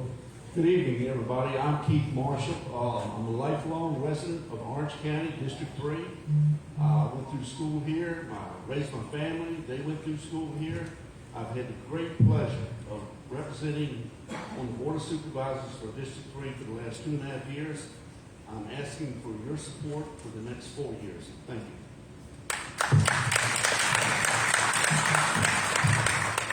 Thank you, Keith. We will next hear from Britt Lewis. Thank you.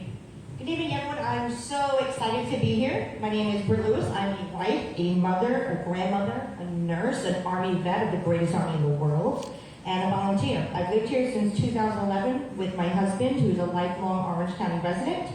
And I'm running for District 4 BOS to give voice to each of my citizens in the district and support the school board in bonding out either a high school or a CTE.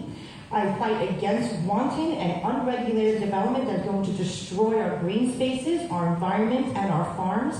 And I support our farmers in their land use taxes. Thank you. Thank you, Britt. We will next hear from Laird J. Knights.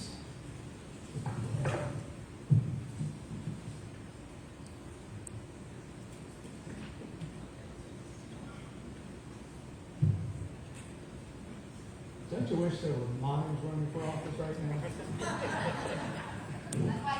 Hello, everyone. My name is Laird Knights. I'm for what I call the 3 R's, roads, remediation, and reservoirs, in addition to CTE. I'm also for making sure that our roads are widened and made safe, and that also too for funding for mental health. Thank you very much. Thank you, Laird. And next hear from Crystal Hale.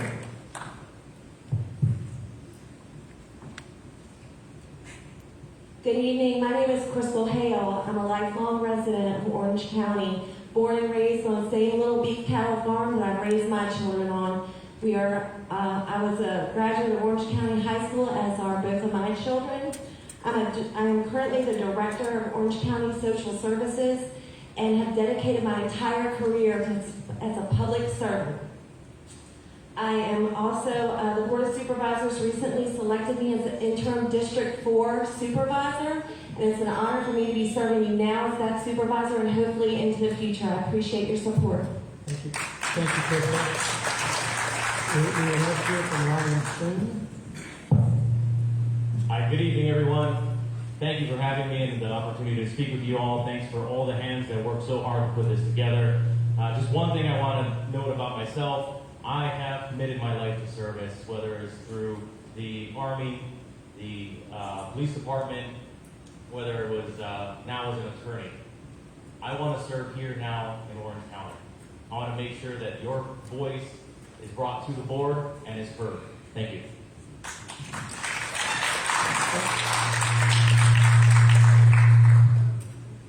Thank you, Ryan. We will next hear from Ann LaPierre.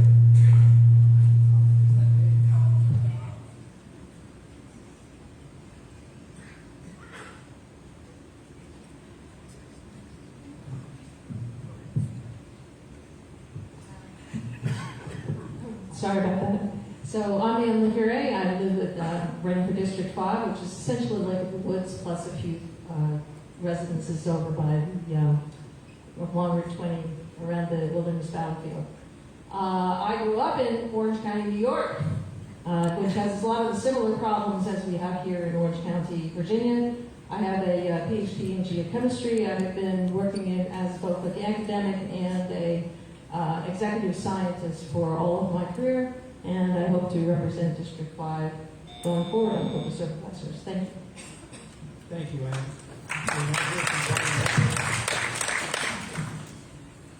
Good evening. My name is Brian Nickel. I'm a homeowner in Lake of the Woods for the last 15 years, married to wife Tracy for 29, and have 3 adult children.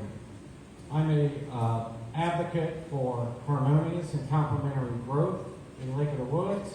I've dedicated my service in the last several years as the Planning Commissioner for District 5, where I have advocated for responsible growth that meets the needs for the eastern end of the county. Thank you very much.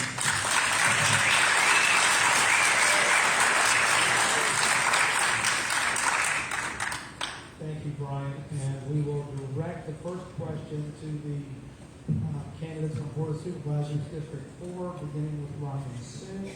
And the question is as follows. Where do you see Orange County in 10 years? Thank you for that question. So, Orange County in 10 years, right? Comes down to 4 simple words. Keeping the country country. We want to make sure that we can support economic growth and development in a responsible manner. We want to make sure that we keep the rural aspects of our county, what keeps us special, what keeps us beautiful. And we do that by having responsible rezoning discussions, right? When a developer comes to us, we, as the Board of Supervisors, have the right to impose exactions on that developer. We can make them do certain things, like keeping tree lines up, having limited access, having schools built on our behalf. We need to make sure that when developers come and ask us to take our land, to purchase our land, that we're going to be responsible in the way that we parse that out. We don't want to just stop all business. We want to make sure we can secure our economic development, but we don't want to do it at the expense of the county. Thank you.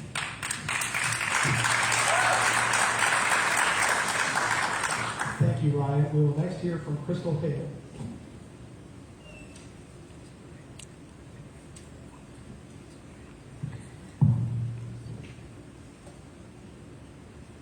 I see Orange County in the next 10 years as a vibrant, happy community, just as it is now. But we do need some growth that's well managed and well planned out. We need conveniences for our citizens, as well as excellent revenue so that we can get things done, things that we were listening to earlier from our school board candidates. We need to preserve our agriculture and beautiful landscape in Orange County. And we do that by utilizing existing spaces that we have already set aside for growth and utilize those in a properly managed way. I see we are at a turning point now where many of our board seats are up. And I would like to see people on the board that continue to work together to get the job done. So in 10 years, I see us doing great things and looking back over the previous 10 years leading up to that time and all the successes that we have. Thank you. Thank you, Crystal. We will next hear from Britt Lewis. Orange County is one of the most beautiful counties in Virginia, simple as that. We are a rural, diverse county with almost half of our acreage devoted to our farmlands and our farmers. We depend on our green spaces to promote our farms, our bees, our animals, and so on and so forth. We cannot allow wanton developers to come in and tempt our farmers with money and so on and so forth, and it cannot allow energy producers to make it seem more profitable to a farmer to sell off to a solar panel farm. 10 years is not just the easy answer here. We have to take the view as in 10, 20, 30, 40. We have children, we have grandchildren, and we owe them that. Currently, the Germanna Wilderness Plan and the greater plan there has decided that the property that my husband's family owns and has owned since prior to the Civil War should be used as multi-use commercial, not the agricultural land it's on. This is what I'm fighting on, to stop people from coming in and telling you how to use your land.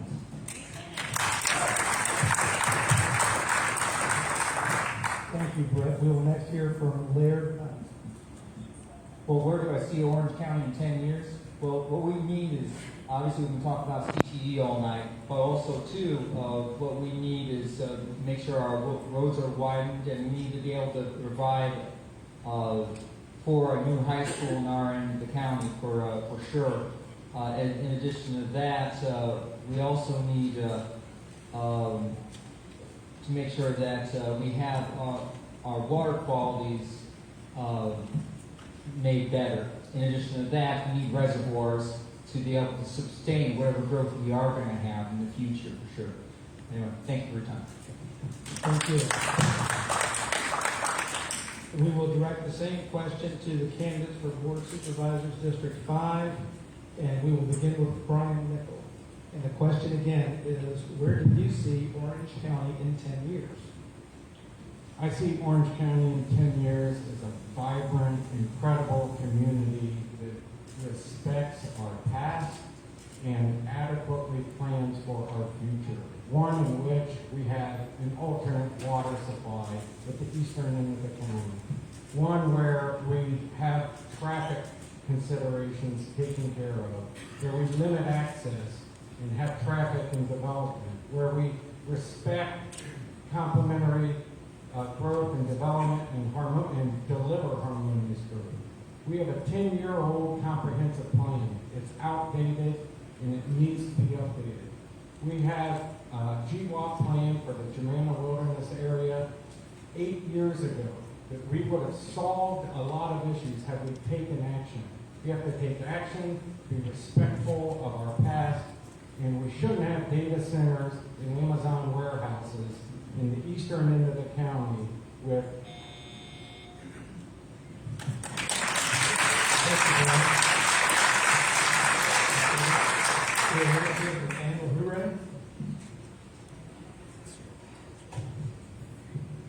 Hello. So District 5, as we said before, is mostly Lake of the Woods, and we're closely associated with parts of District 4, which is more diverse in that it has development, highly, let's call it what it is for Orange County, higher density developments as well as farmlands. We like to live in Orange County. People move here to Lake of the Woods and to the neighboring regions because we really like the climate that is here. I'm running on let's keep liking where we live, but in order to do that, we need to plan for the future. We need additional sources of revenue growth. We've heard that from the school board folks who were talking earlier, as well as to keep our communities, the infrastructure in our communities, water, sewer, etc., working well. So in 10 years, I think that we need to, the development will progress. We will be a vibrant and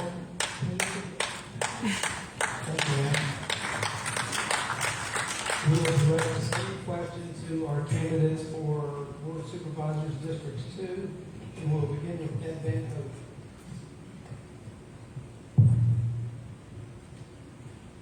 Where I'd like to see Orange County in the next 10 years is a profitable, thriving county with aesthetics, very much like we currently have, farming communities and whatnot. Managed growth to tie into CTE programs that work to keep our youth and our younger folks here for generations, for jobs that are here in Orange County. And certainly would like to have a very acceptable tax base for all of our citizens. Thank you, Ed.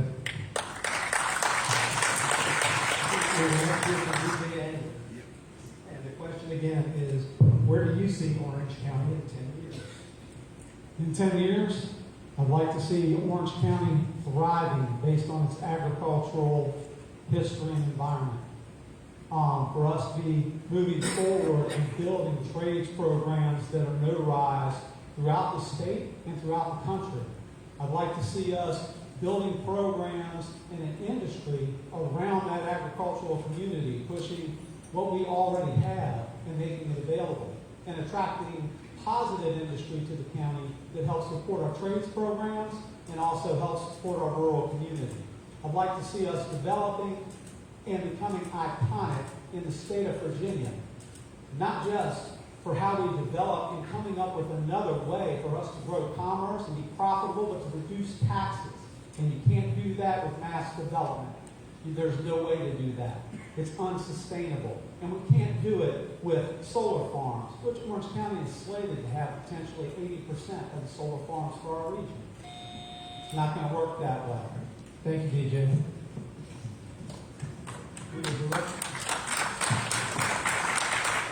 We'll direct the same question to our candidates for the Board of Supervisors, District 3, beginning with Keith Marshall. And again, the question is, where do you see Orange County in 10 years? I truly see Orange County much as it is today. We've done a lot to ensure the safeguards that what we know to be is going to be continued. Although we will continue to see a lot of population growth and demographics moving more east. That's why it's paramount that we have good leadership to ensure that the remaining part of the county is well represented.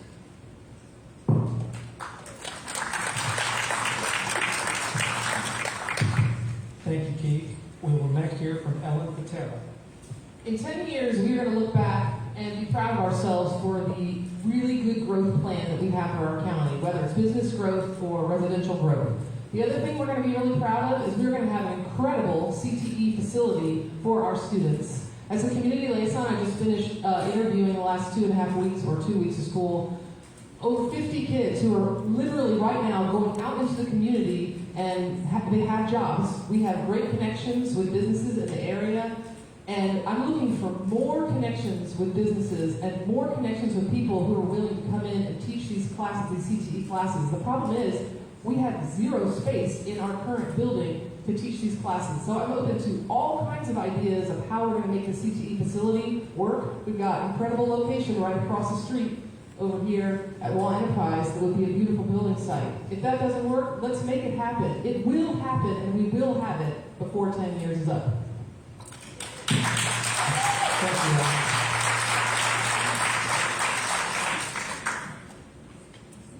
Our next question, and we will begin with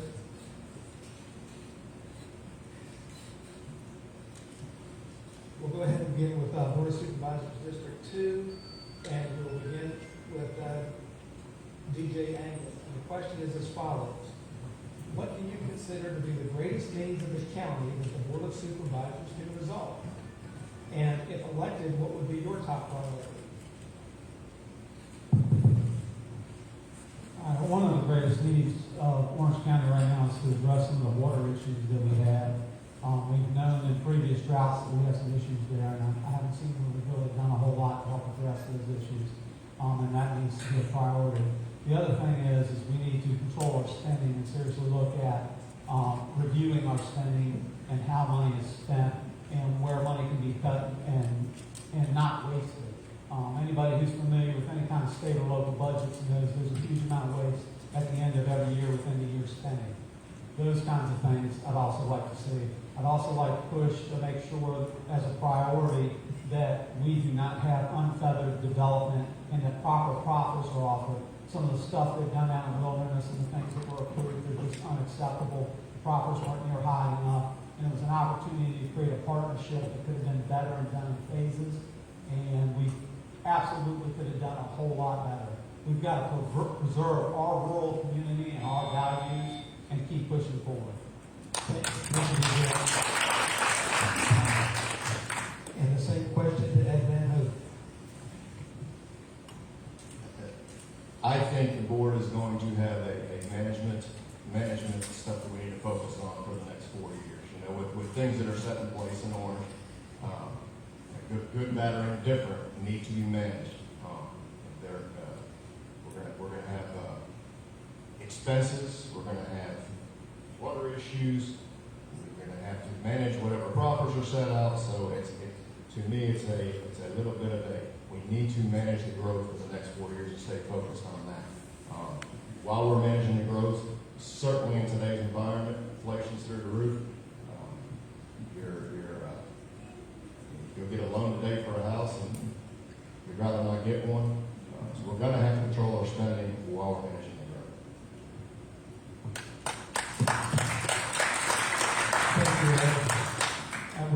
the same question to Board of Supervisors District 5, and we will begin with Angela Hoover. So, looking forward on the current needs of the county and where we've gone, Lake of the Woods is pretty much built out, and District 5 is not going to be the source of revenue growth, but we're going to need to grow revenue somehow or another for the county, as we've heard, just not only for the schools, but for the roads, for infrastructure projects in total.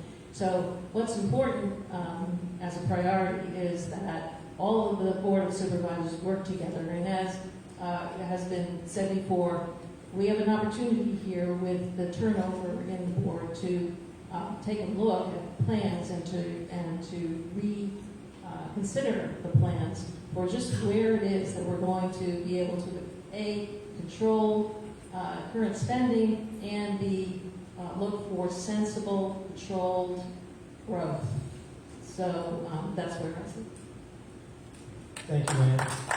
The next is Brian Kimball. Our greatest needs in Orange County are an alternate water supply. We are one drought away from disaster, and we have no plans. We have to change that, and we have to change it now. We need a transportation master plan that encompasses the entire Germanna Wilderness area. As we said we would do in the plan, we need to enact a transportation master plan. We need to get back to the basics. Take our comprehensive plan that's 10 years old, update it, and have that be our guide. We need open and transparent government, no secret deals or NDAs where the people don't know what's happening. We can't afford 10-yard buffers, and we can't afford to have a massive development with no noise ordinance. We have got to get back to the basics of proper planning, delivering harmonious and complementary growth that supports our tax base and drives economic growth in the eastern end of the county.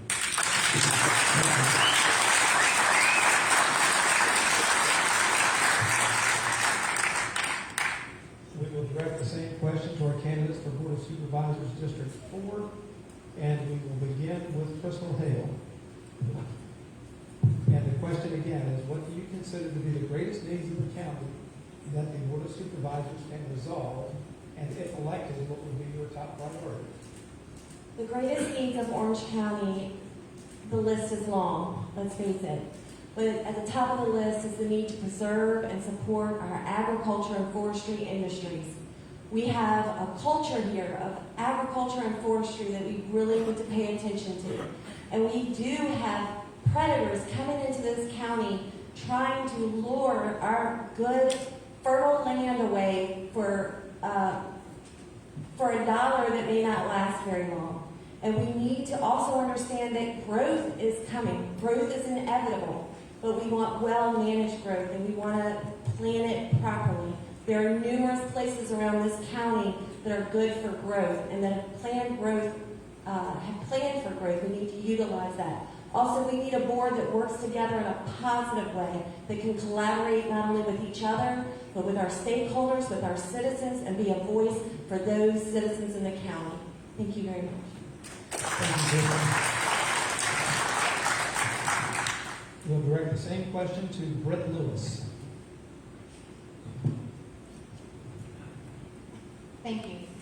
Over the next 10 years, there is a lot that has to be done, and we have to also start on day one. The first thing that every single person who's elected to this board must agree to work together on is looking at our budget. We must stop this reckless spending of use it or lose it by the end of the budget year. We must put into place a rollover program, whether it's for our kiddies, so that we can go ahead and bond out and assist other agencies, or the person who had the extra money, such as perhaps the sheriff's office, gets to use it for something additional that they need. In addition, we also need to come together and hire a forensic accountant and go through our budget line by line and find every single penny that we can save for you that you have paid, so that we can put it toward the county. We need to put new ordinances in place so that we are not taken to the bank by these data centers or so on and so forth. We need to stop approving and put them in place first. And as a board, we have got to agree to bond out a high school CTE Thank you very much. Thank you, Brett. I'll ask the same question of Laird Knights. Well, what I consider to be one of the first things I'll do on the board is make sure that we watch our budgets for sure, but we also need to make sure that we have get a reservoir in place, because we cannot depend on just a single source of water. And also, too, we need to make sure that our water in Eastern from our RSA is cleaned up, and that we don't have any carcinogens or the like in our water supply. We also need to make sure that the Wilderness Crossing project has adequate remediation before we think of anything. But we also need to make sure that we have take care of our roads. We also make sure that we need to have our high school on our end of the county, because in regards to the roads, we have had high schoolers that have died coming from the eastern end of the county going to this high school down here. And we need to make sure that we have safe roads. Thank you. The same question is directed to our candidates for Board of Supervisors District 3, and we'll begin with Ellen. I shouldn't tell them. I'm sorry, Ron. Sorry about that. I had another buzzer. Okay, I just wanted to make sure before I went digging them out. Thank you so much. Okay. So I don't disagree with any of my colleagues here on the stage, right? Water. Oh, that's been fun. Water's a major issue. Infrastructure for our local businesses now that support that. But there is one big underlying issue that we're not addressing, and it's a very simple solution. We need a board of supervisors who's going to listen to their community. We need to have a system in place that's going to supplement the notice requirements. I came from Hawaii, so I know a little bit about paving over paradise. I came out here because this is my new slice of paradise, and I gotta say, it broke my heart that 37 people can stand in opposition and something still gets passed. That's not right.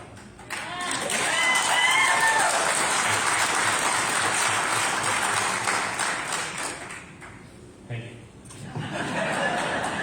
Thank you, Ron. And again, we'll direct the question to our candidates from District 3, and we'll begin with Ellen. Well, I'm going to sound like a same old, same old. I agree with what everybody is saying up here, but what nobody's talked about is our CTE facility. This facility is something that's not only important for the greatest asset in our community, and if you don't know what that is, our greatest asset is our youth. They're going to be taking care of us one day. We need to invest in our youth. A CTE facility will not only be a beneficial thing for our youth, but it will be a beneficial thing for our businesses. And if we can launch our students as workforce who is ready to roll when they graduate from this high school, we are doing a favor not only to them, but also to our community and to our businesses. Thank you, Ellen.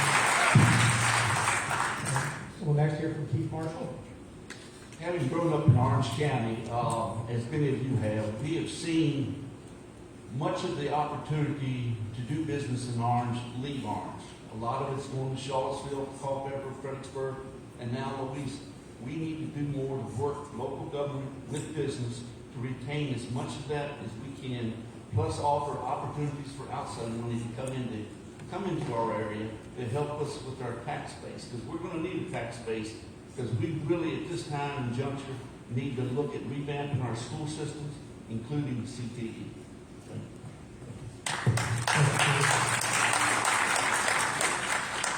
Okay, the next question, and this is a paragraph.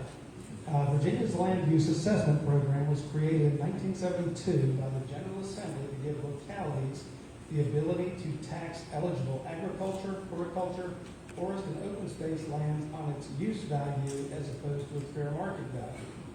Currently, Orange County offers land use assessment enrollment for eligible agricultural, horticultural, and forest lands. Do you support the continued use of land assessments in our locality, and what changes, if any, would you recommend for the program? And we will begin with our candidates for District 4, and we will begin with Laird Knights. I can't. Virginia's Land Use Assessment Program was created in 1972 by the General Assembly to give localities the ability to tax eligible agricultural, horticultural, forest, and open space lands on its use value as opposed to its fair market value.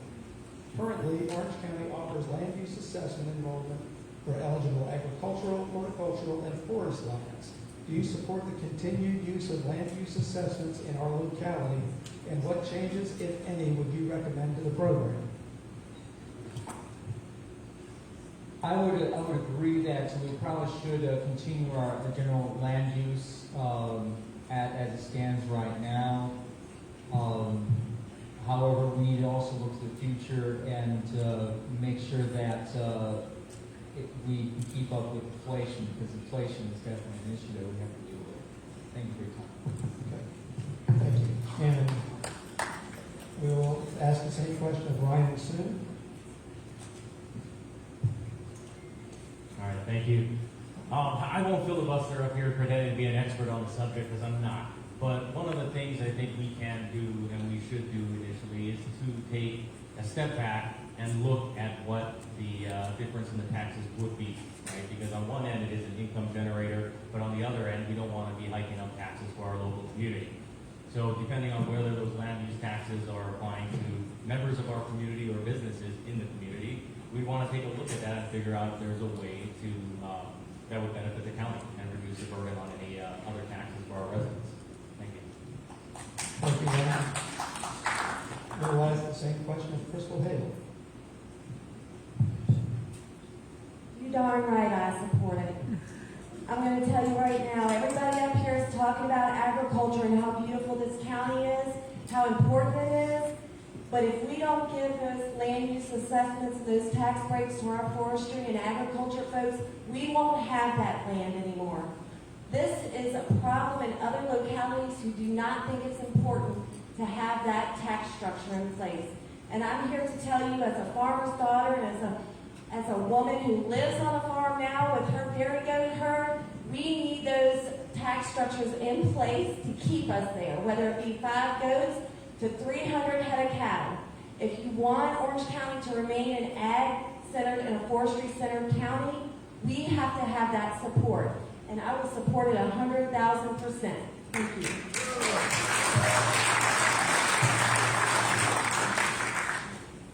Thank you, Crystal. And finally, on this question, we'll hear from Britt Lewis from District 4. Thank you. I am just like my friend over here, Crystal, 100%. I said it before, 100,000 acres plus of farmland in this community. If we take away land use taxes and instead try to impose fair market value, we will look like Reston, Virginia throughout the entire 202,000 acres of Orange County inside of 5 years. That is not acceptable. Instead, we have an opportunity. We have a brilliant county that has a pre-Revolutionary War history. We have a county that has an option to start looking at tourism, more bed and breakfast, more tours. Let's start taxing that. Let's start building that. And yes, Ellen, I'm 100% with you on the CTE. My only spot is we need to move that a little bit north, just a tiny smidge. But farmers, agricultural, Crystal, your goats, no, land use has to stay. Absolutely. Thank you, Britt. We will now ask that same question of, I've got it. Let's try District 5, and we'll ask Brian Nichols. Would you like me to read the question? No, I have the question, thank you. As one of the top 25 counties in the Commonwealth of Virginia in total farmland acreage, we ought to respect our rural and agricultural, horticultural heritage. It needs and deserves attention and focus and support from the Orange County Board of Supervisors. But we shouldn't just with the heavy hand of government come down and say what we want with our farmers and our forestry. We got to pull them together. We got to get together and make sure that we're protecting this this precious resource in a proper way. I support holding a forum where we bring farm and timber owners to the table so we can discuss and learn from them, both their concerns and their suggestions for improvements, so that we can drive economic growth across the county. Let's not forget the economic engine that exists in the rural part of our county. Let's celebrate it and enhance it.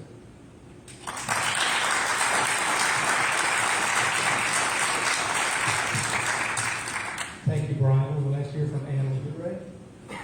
As I said in my introduction, I grew up in Orange County, New York, which is at the far end, just like Orange County, Virginia is away from New York City. And we face the same issue because we were highly agricultural. When I grew up, it was dairy, apples, and table vegetables from New York. It's true. And if I agree with the others on the board on the table here who said that if we were to convert to a fair market value, very quickly the rural character of Orange County would be lost. And I also agree that we had the rural character makes Orange County into something that it already is starting to be, which is a destination type of economy supporting our small businesses, including our farms, including our forestry businesses, including our wineries, and that just goes through the entire economy. And small business, of course, is the heart of what we like about living in Orange County. Thank you. Thank you, Anna.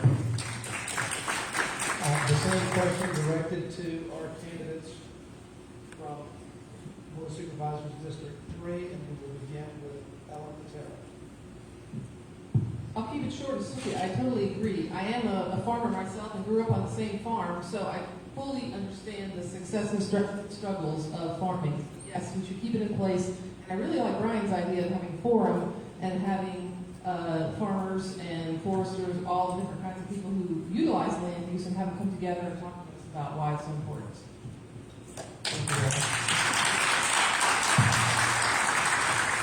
Same question to Keith Marshall.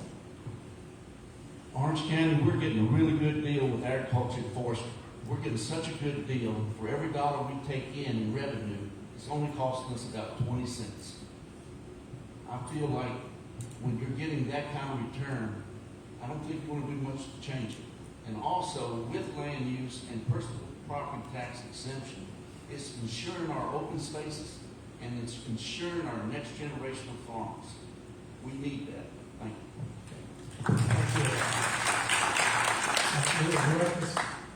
I don't believe I've asked this question to our candidates for District 2. Is that correct? I will start with DJ Angley.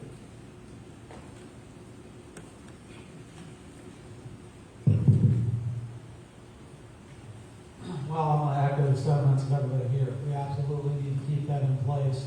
It makes no sense not to. We're a farming community and we want to grow our rural values. And in actuality, I actually support the idea of a forum for our farmers and our forestry people and everybody else who owns a significant amount of land in Orange County, so that we can also try to help get the regulation of the state and the feds a little bit off their backs to help make their lives a little bit easier where we can do that. And those types of discussions need to be had too. And hopefully going forward we can do those kinds of things. But I absolutely support keeping those in place. There's a reason for it. And we have to build a future based on our agricultural community. We are going to build a commerce based on that. We do have to push all the other things we have, and a goal should be actually to decrease our taxes overall, not increase them. Thank you. Thank you, DJ. Same question to Edmund. Well, that was a really long question. I got lost in the middle, but I'm going to have to give a long answer here. Yes, I agree.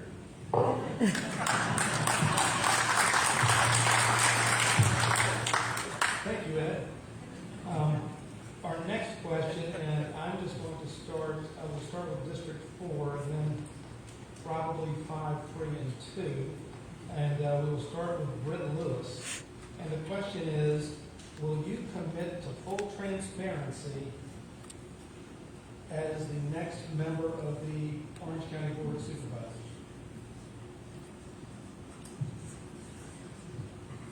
Absolutely. Those of you already following my campaign know that I have already committed not just to transparency, but sharing. I want to start to have open forums, not just in my district, but throughout the county. I want to invite our citizens to come and talk. I want to ensure that I am, which is why my personal information is not hidden on my Facebook page. Spammers, no thank you. But I want to make sure I'm available to all of you at any time. Transparency is key. Backroom deals, closed sessions that do not follow closed session regulation as placed by Robert's Rule of Order, and NDAs have no place at any level of government, especially not here and not on this board. You will never wonder where I stand, ever. You ask me a question, you'll get the answer. I will not waffle. You won't see two separate answers on the same sheet of paper from me. Thank you. Thank you, Judge. You have the same questions there, Knights?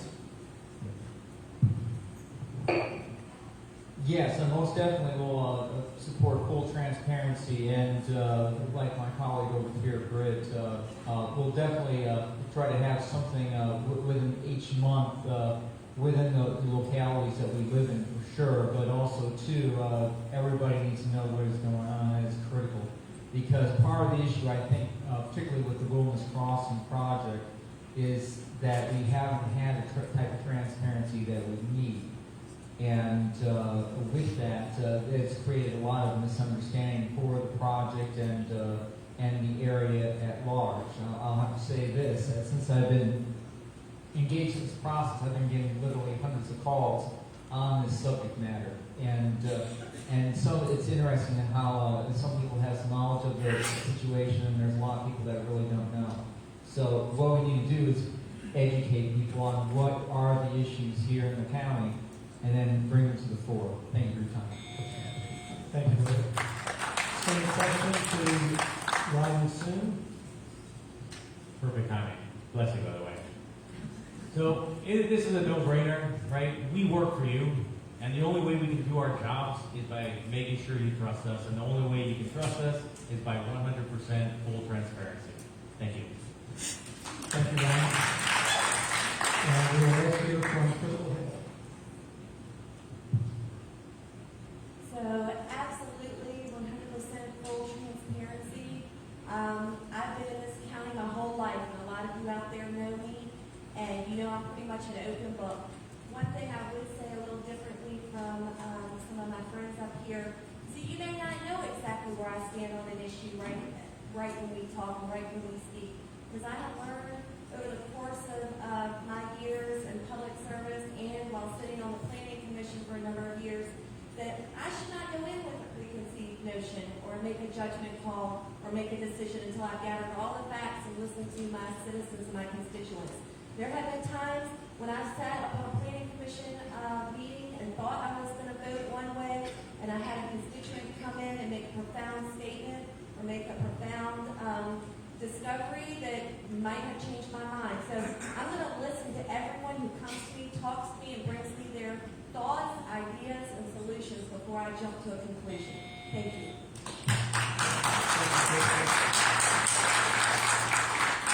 We'll ask the same question of Amber Hooray. So I would agree with my District 4 colleagues, and I would also say that one of the things that transparency requires is getting the word out to people. And one of the deficiencies that we have in modern life is the lack of local news. Everybody's focused on what's going on in Washington and Richmond, but you know there's a lot going on here, as evidence of the fact that we have so many people in the audience, including somebody who's going to be starting a news site. But we need to get the word out somehow so that people can interact with us. People do know to come and talk to the board of supervisors. And I would look, as a supervisor, I would look for opportunities for ways to improve the communication with our constituents. So thank you. Thank you. The same question to Brian Nickel. I will commit to full transparency, and in fact, on the Planning Commission, during the Wilderness Crossing work sessions and hearings, I made specific requests for materials that were withheld from the Planning Commission. Withheld that hurt proper decisions on your behalf. We work for you when we're in office, plain and simple. And if we're not full and open and transparent, then you are not served in the proper way. We are at will, at your will. And so when we deliver our representation of you, it should be with full and open, transparent government. We have a responsibility. It's a high bar, and we need to meet that high bar so that all of you can be confident that the Board of Supervisors is delivering what you need in a full and open way.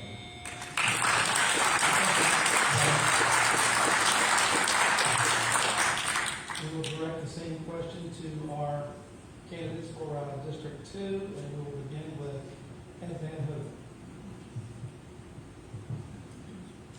Yes, I agree with transparency. We are wanting to be your elected officials and running the business of Orange County. And any business, you got to be transparent.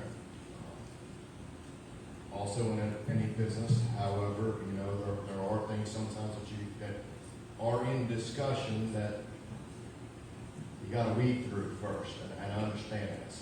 But I 100% agree with transparency. It needs to happen. It's impossible for everybody to form an opinion on anything without the board being transparent with what's happening. Thank you, Ed. DJ? I also 100% agree with transparency. We absolutely have to be transparent. In the past, that's not what we've seen with our Board of Supervisors. We already know that. We've been at the meetings and had those discussions and spoke out against wilderness crossing projects and other issues in which we don't know all the facts and only certain people do. And that's just not right. It's not fair, and it shouldn't happen. And if I'm on the Board of Supervisors, not only will I do that, but when I hear from other constituents and other supervisors aren't representing their constituents like they should be, I will call them out publicly, because that's what needs to happen. Because we need to keep pushing forward to make sure that the citizens are properly represented. We need to listen. We need to hear. We need to make sure that you're involved and that we have your buy-in to support the direction that the county's going. We're here to represent you, not the other way around. Not our business industries, the people. Any questions to our candidates for Board of Supervisors District 3? And we will begin with Keith Marshall.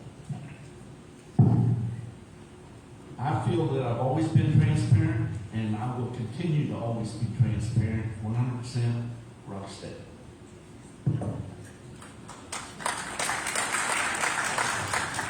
Thank you, Keith. Ellen? Yes, I'm here to serve you, District 3. I'm on Instagram, I'm on Facebook, I have an email that you can sign up for if you want on my website. I have a meet and greet that's happening this Saturday at Taylor Park from 1 to 3. I am here for you 100%, and my transparency is out there for you. I'm also a trained teacher, and one of the things we learn how to do is listen, just like Crystal was talking about, and that's incredibly important in this position, is that we are listeners. So yes. Thank you, Ellen. In order to hear from our sheriff and Commonwealth Attorney's candidates, this will be the final question that we have for the Board of Supervisors candidates. And we will begin with District 5 in answering the question. But the question is as follows. What are 3 things you will do to make the CTE building a reality?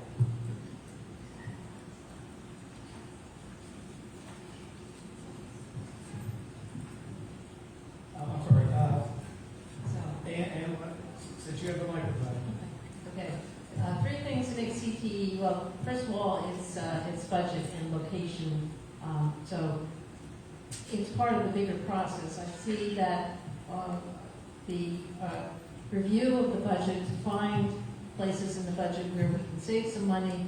We can also look at areas where we can grow perhaps some revenue and looking for locations to put a CTE facility.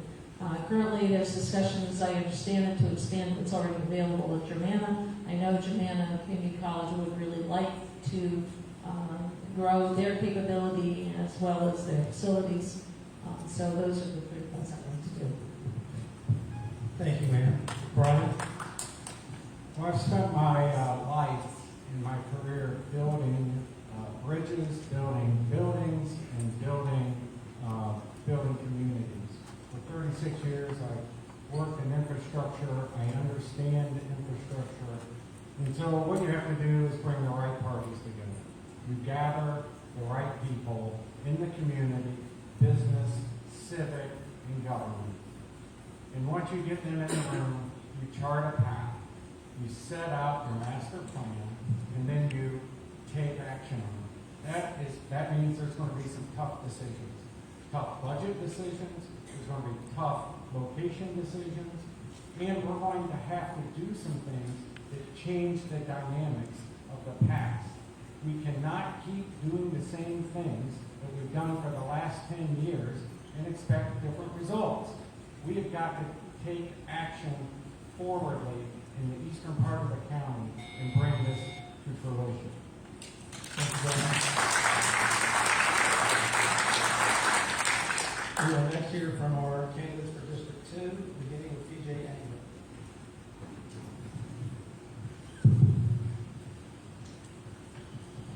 Well, CTE is something we definitely need to focus on, but there's also several locations potentially in the county that we could look at as being renovated, which could save taxpayers a lot of money, and it could be utilized. And the other thing is bringing our FFA programs and other programs and our business and industry together to help come up with a plan for what is the best way to start developing that. And then we start identifying the funding methods and ways that we can do that. The buy-in for the community is huge.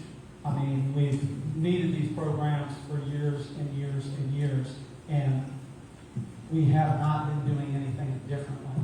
And he stated it well when he said we can't keep doing the same thing over and over again and expecting a different result. We actually have to start doing some out-of-the-box thinking to try to bring these programs to life. And then we need to find people who are passionate about it to help push it forward. And, you know, sometimes that's volunteerism, sometimes it's not. Thank you, DJ. Ed? Okay. 3 things. So I'd start with working with individuals and organizations involved to create a master plan, enhance the budget to get CTE to its fullest potential, and then make sure that we have the adequate space to hold these different classes and make sure it's set up appropriately. Thank you, Ed. Same question to our candidates from District 3, beginning with Keith Marshall. And the question again is, what are 3 things you will do to make the CTE building a reality? I think that CTE is a part of a bigger problem, which is school space. And CTE in school space has to be addressed at the same time. I've had the good fortune of serving on the board and being the liaison to the school, of working with the school superintendent and working with the school boards in any way possible to make this challenge happen. Much of the work is on them. I have the easy part. All I have to do is say yes. And I guarantee you'll have that vote. And just as I told another colleague, it just takes 3 and we can make this happen. But there's a lot of groundwork that needs to be done, and it's happening now, and I feel really good about the future of the CTE. Thank you.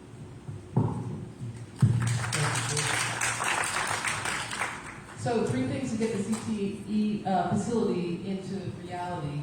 Well, we've already talked about it. 1 is budget, figuring out how to do that. 1 is location. And the 3rd thing is already happening, and it's so exciting to me that actually this is my full-time job to be doing this, is making those connections within the community. Our businesses are so hungry for our students to come out and be fully certified in all kinds of different areas. Our CTE program is already really strong. What we need to do now is give them the space to make it an even stronger program.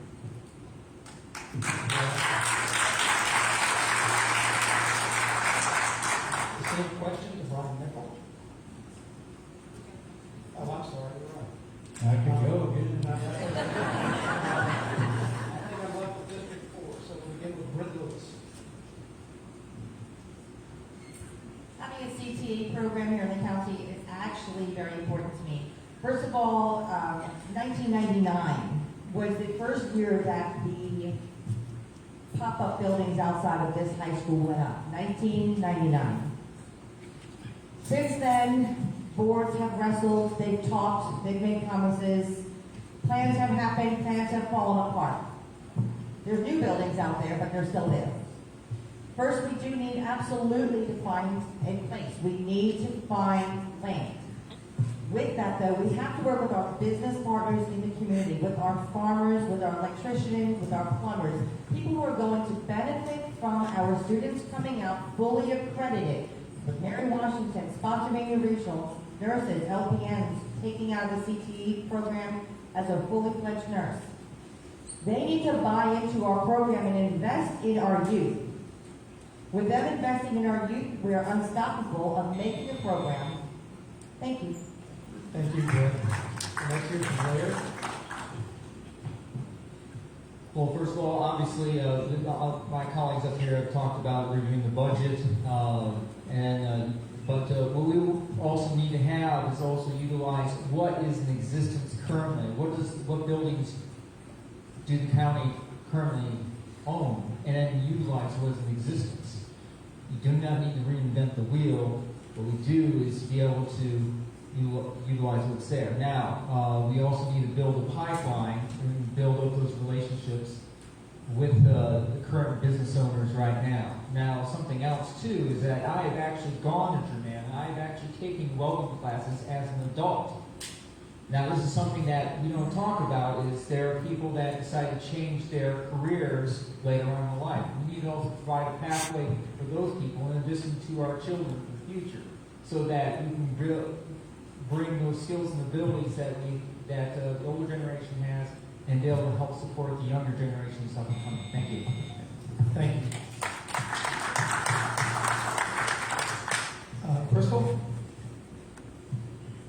First of all, I would like to give kudos to Orange County Public Schools for the existing CTE programs that they have in place.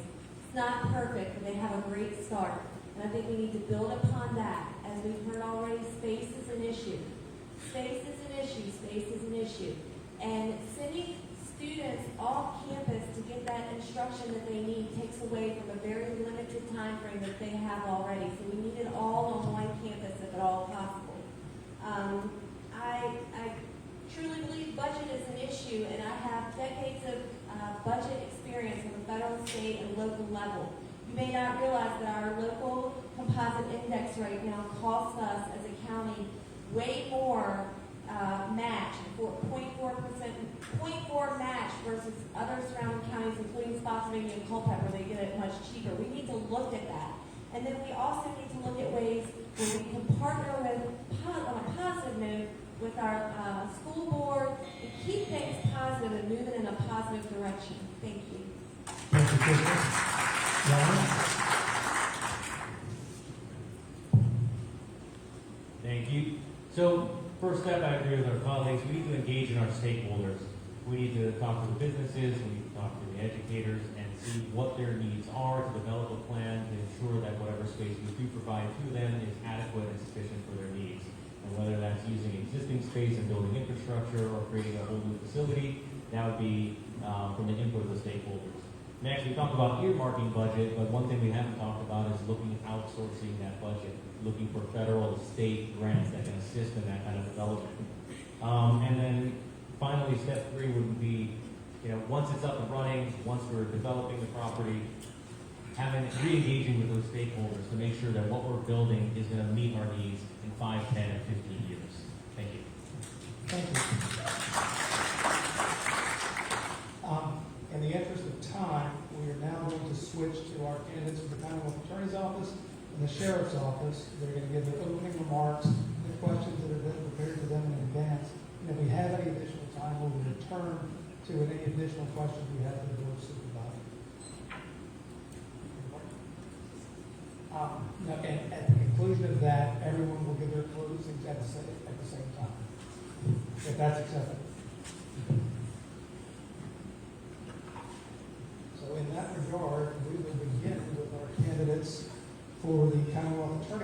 reports, and we'll begin with Diana Wheeler-LaCombe. Standing up because otherwise I feel like I'm sitting in the corner. So you kind of all. I know.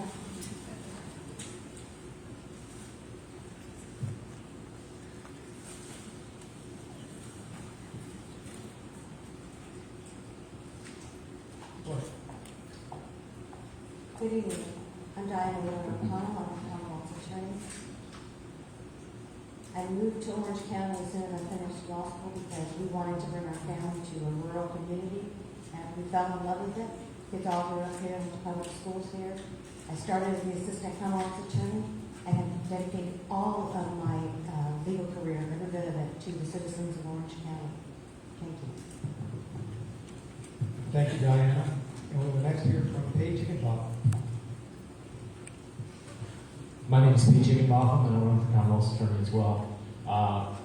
I've been here in Orange County with my lovely wife Ainsley and my two boys, Sammy and Franklin. They're back there in the back. We live just outside of town on our family farm.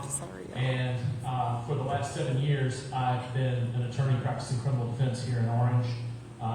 Born and bred and raised here in Orange. And come November the 7th, I'm going to ask you for your vote. Thank you.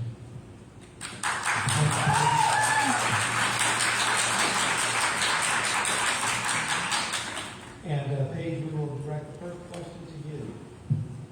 As you're entrusted with preserving public safety in Orange County, how will you work with citizens, law enforcement, and other stakeholders to reduce crime and increase security in our community?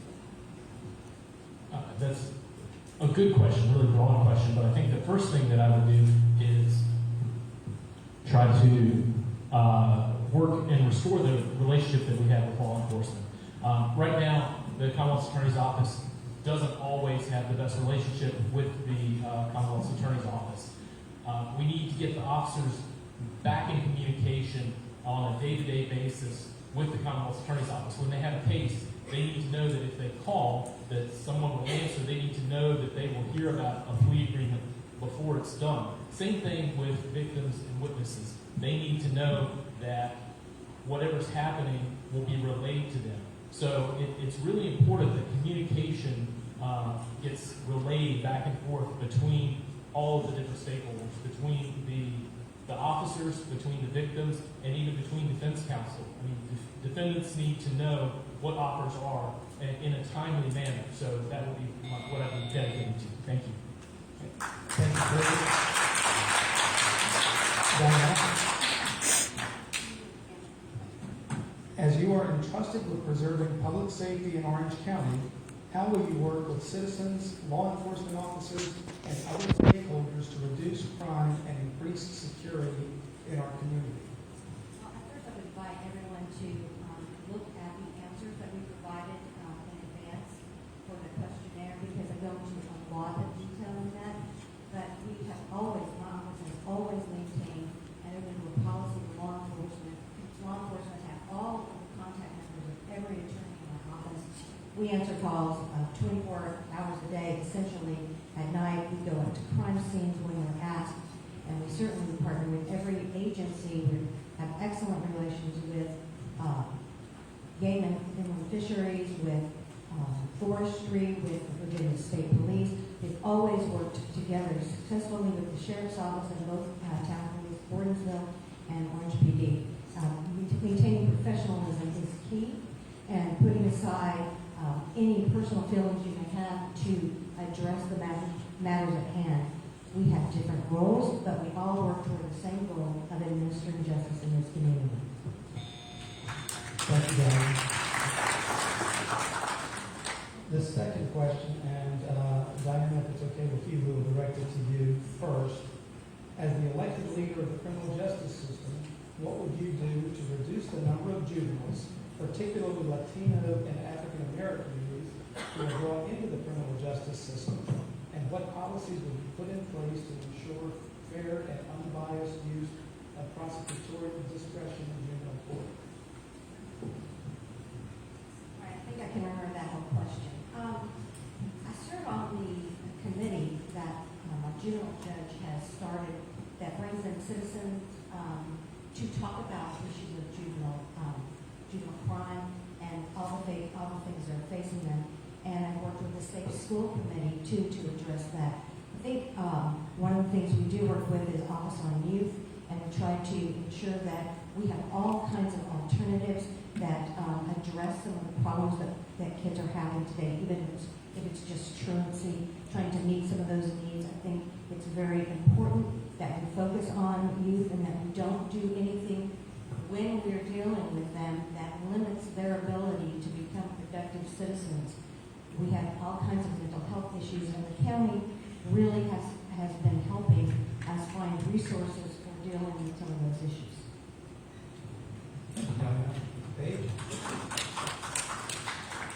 So the front line here is our school resource officers. They're the ones that are the face of law enforcement to the youth. When you come to high school, you'll see them here. And the good news, I think, is that we have some really good ones. We also have a really good juvenile probation and parole department, and they work really hard to make sure that people that do end up, the kids that get in trouble, don't end up just getting cycled through the system. So I think we're doing a pretty good job right now, but I think we could also reach out to our communities of faith. We could try to involve more of the community leaders. There's some really great programs here. I know that the Just Orange program is getting off the ground with trying to get some community involvement, new skate parks. That's going to be hopefully down near the police department. So there's a lot of really great community involvement that can be done to keep the youth involved and keep them not involved in the criminal justice system. Thank you, Craig.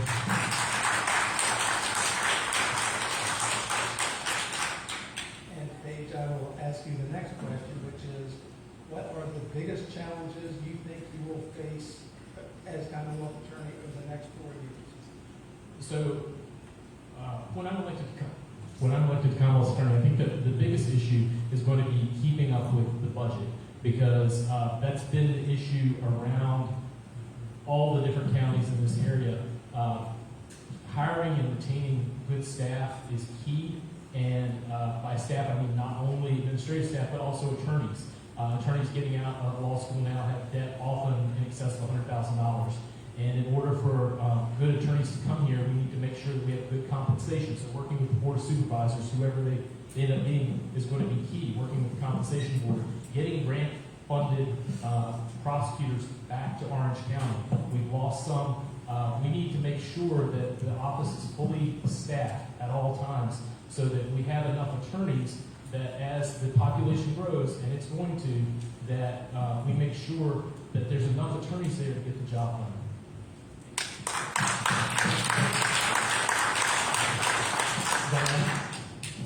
Yes, it is true that one of the biggest challenges that we're facing has to do with staffing, and a lot of it, I believe, has to do with the cultural changes that have occurred in the last 4 years. We have a culture that has had a lot of defund the police and has been more overtly hostile to law enforcement and to prosecution. And that's just a change. We used to have law schools putting out young prosecutors, and they're not, we just don't have that same stream of people coming in. I will say that the Board of Supervisors has been very receptive and has worked very much with our office to make salaries that we can pay our attorneys more acceptable and more competitive. One of the biggest challenges that I think we have is the new drug treatment court, because it's in its first year, and I want to really see that through and make sure that it becomes a success that it's shown promise to be. Thank you, Diane. This next question is also for our candidates for the Commonwealth Attorney's Office, and we will begin with you, Paige, and the question is, how many criminal jury trials have you had over the past 4 years? So in the past 4 years, I will tell you that I have not done a criminal jury trial. And there's pretty good reason for that. For the last 3 years, I was working with a firm that did mainly civil work. So I still maintained my position doing criminal work, but the same volume. So I did about half the same volume as I had done previously in criminal trials. I will also say that it's just now getting to the point where we're seeing a lot more jury trials come through. There was a change in the law about 2 years ago where we went from having, I'd say, a handful of big jury trials every year to now where more and more people are taking them. So I have some in the pipeline. I have done a couple previously prior to 4 years ago, but the simple answer is I just don't think that that's really a metric for determining success in the office. It's one small part of what you do as a common law attorney.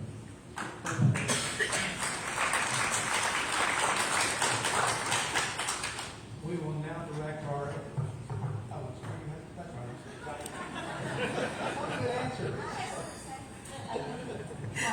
Since some changes in the law the General Assembly made, we have had a 183% increase in demand for jury trials. And then this was during the years of COVID, and the Virginia Supreme Court put a hold on that.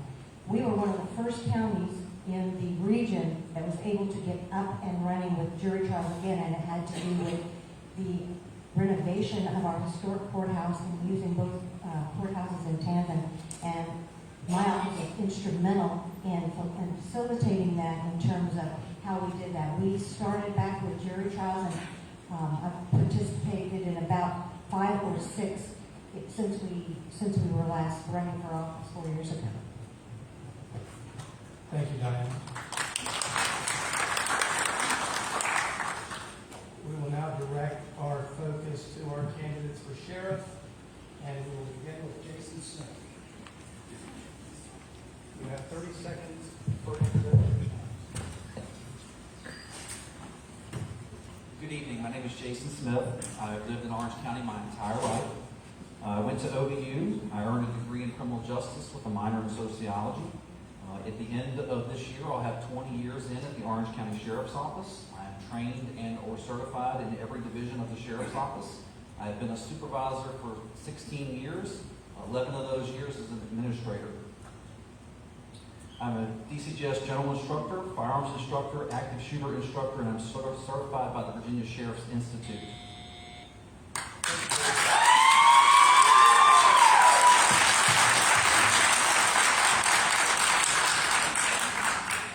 We will next hear from Stephen LaLuna. Steve? Good evening, folks. My name is Stephen LaLuna, and I'm running for sheriff here in Orange County as your Republican nominee.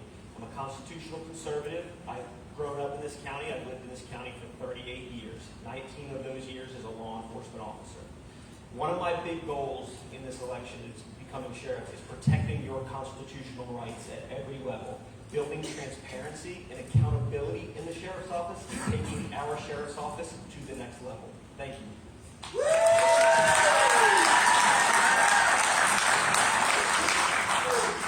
Thank you, Steve.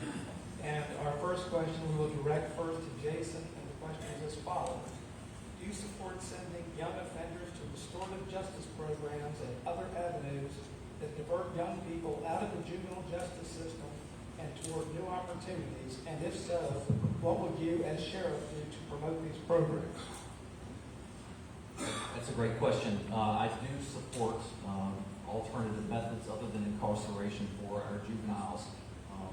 When you have juveniles that have committed crimes such as vandalisms or larcenies or maybe assault and battery or something like that, we know that by sending these youths to the detention center or something like that, we're putting a label on them for the rest of their life, or potentially hurting them to further their education or find a good career in the field. And those folks are likely to recidivate if that's the case. So, yeah, I'm absolutely for other types of programs other than that. Thank you, Jason.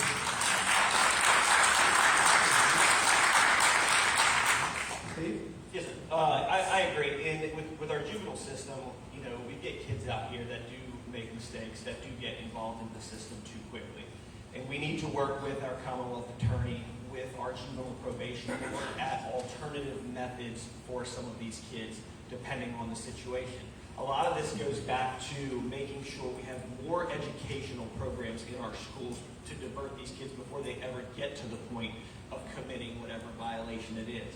We need to do a better job on educating our youth in all of those levels. Specifically in this county and other counties nearby with the drug problem we're having. These kids are dying at an alarming rates, and we need to make sure we're doing the best that we can to educate these children of what's on the street, the predators that are out here coming after them, and making sure they have the best knowledge available to make the best informed decisions that they can make at that young age. Thank you.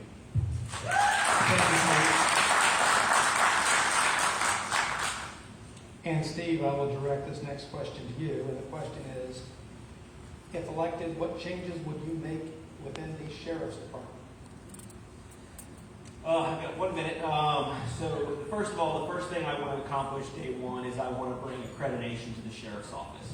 Accreditation, folks, it brings a level of accountability to the Sheriff's Office. It's our commitment to you, the citizens of Orange County, saying that we as a Sheriff's Officer are going to hold ourselves to the highest standards available. It's going to open up the Sheriff's Office to deeper transparency and accountability. One of the other things we're going to do is we're going to make sure we're getting the best candidates possible. I want to diversify our Sheriff's Office, bring a more culturally diverse group of deputies in. I want to reach out of Orange County also and try to recruit candidates from other areas, better skill levels, higher skill levels than what we may get just right here. So I want to work hard to get the best people that we can working for the Orange County Sheriff's Office. Thank you. Jason? My response to that is, we have a great sheriff's office. We have great people that currently work at our sheriff's office. The changes that we are talking about, I've been a part of for many, many years. I've been there when I first started at the sheriff's office. We had pagers and we were running around to pay phones here in the county. I've been a part of all of the changes that we have done, advancement in technology. We have some of the greatest tools and equipment around. I'm very happy with the direction in which we are going. We recently got a $220,000 grant back in June for some new equipment. We're starting a drone program. We have equipment coming for detection in narcotics, digital detection in narcotics, and other things like that. I want to make sure that we have canines for both squads, a bloodhound. I am all for any type of community programs that we can add to our sheriff's office to assist the community.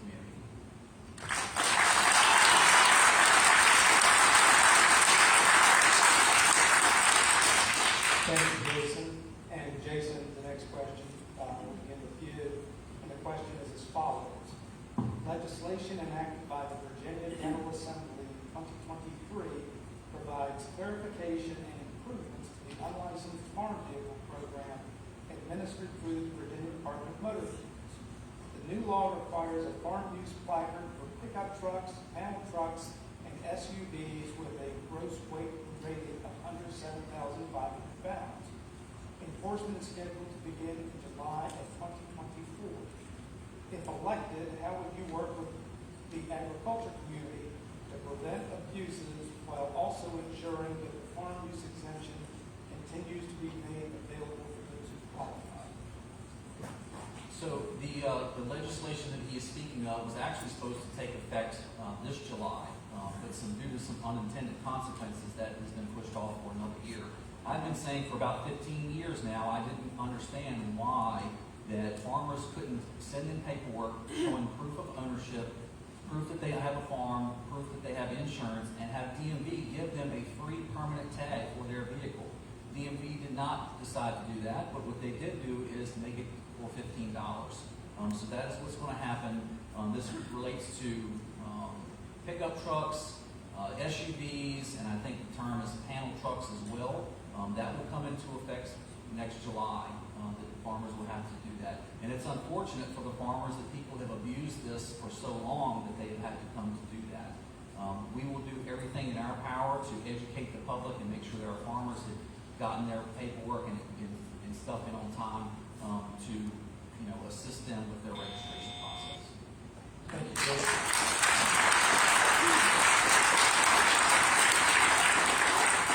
Steve?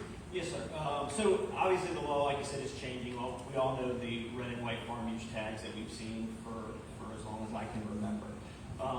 Like we said, it's unfortunate that this law originally was not dealt with the right way, and people abused what they had. And we saw everything from,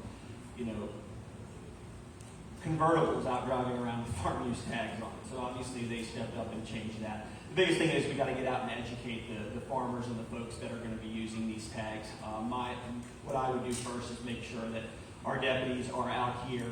If they do make the stop originally, try to educate as much as they can first before we go out full force and say we're going to start issuing summonses for this. A lot of people may not know that this is actually the new law. Education is huge, and we got to make sure that they're educated at every level before they go out and realize that they're actually potentially breaking the law. Thank you. Thank you. Jason, this next question will begin with you. The question is, will you seek accreditation for the Orange County Sheriff's Department? So accreditation has become a huge topic. I will tell you this, I am not opposed to accreditation. My issue with accreditation is I think the community should have some input on whether or not the agency becomes accredited, because the person that benefits the most from accreditation is the sheriff. There will be a 10% salary increase, and which also includes benefits and retirement for the sheriff. Accreditation, there's a lot of cost to it. Some of the accreditations that I've looked into for an agency our size will cost $11,000 to start up the program, and an additional $4,000 every year to retain that accreditation. With that, we have to pay for auditors, their airfare, their hotels, their meals, all of that as well. There's a huge cost to it, and we also would have to dedicate a position within the agency to make sure that we stay accredited and keep that paperwork and everything in line and in place. It's a huge cost to the taxpayers.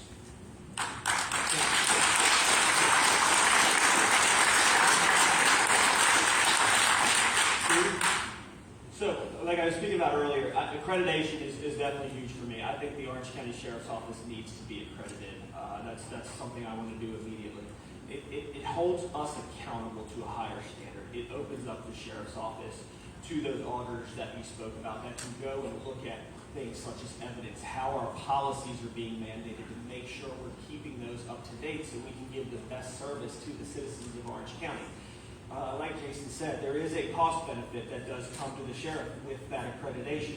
The first thing I'm going to do is create a police foundation. Every dime that I get from that will go into that police foundation to benefit the deputies of Orange County. If those deputies are dealing with a family issue or a medical issue or a mental health issue, we'll be able to use that fund to help those deputies in a time of need. It's more about making sure the sheriff's office has a standard set. Right now, they're not held accountable to anybody, and I want to make sure that we're giving you, the citizens of Orange County, the best that we can give you. Thank you.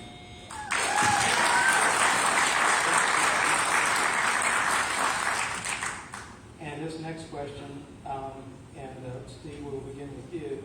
The question is as follows. Describe your administrative experience in law enforcement. Yeah, so in law enforcement, I started my career as a first responder in the Barboursville Fire Department, actually, where I worked up to the rank of lieutenant. From there, I got to learn how to manage some of the guys and manage equipment. Eventually getting into law enforcement, I immediately became an FTO, field training officer. We are the first line of supervision for brand new deputies or officers that teach them to actually be police officers. We're with them every day through that process. From there, as I progressed through law enforcement, I actually started my own business. Learned a lot on managing budgets, on managing folks, learned about the process of actually running a business and what it takes. I was quickly assigned when I came to the Sheriff's Office to a narcotics task force. I worked at the state, federal, and local levels. That gave me a vast knowledge to see how other departments are doing things, how they're doing them very well, and how they're doing them not so well. I want to take everything that I learned where they're doing them well and bring that to Orange. I'm unique in that situation. When you stay in one place your whole career, you don't have a perspective of what's happening outside.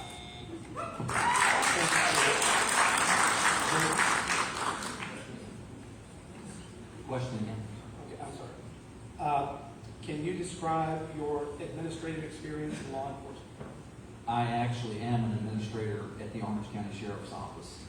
I have been an administrator since 2000. 2012. I have been responsible for several divisions within the agency. I've supervised most all of them. I have been a part of the hiring process, the disciplinary process, use of force investigations, administrative investigations as such. I have many years dealing with personnel matters as such. Yes.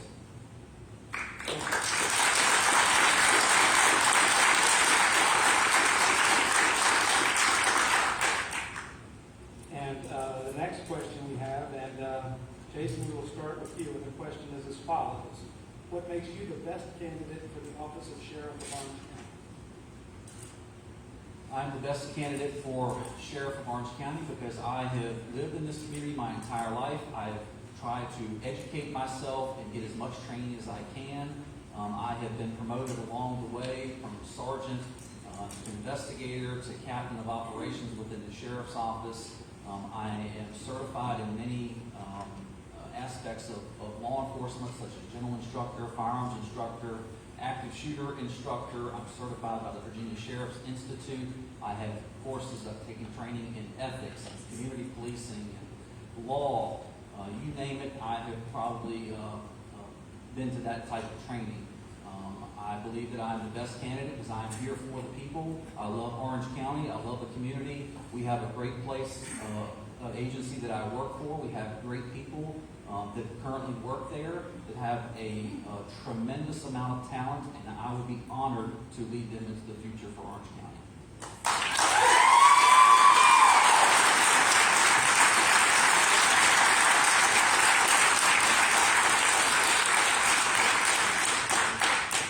This next question, and this will be the last question before we begin our... I'm sorry, Steve.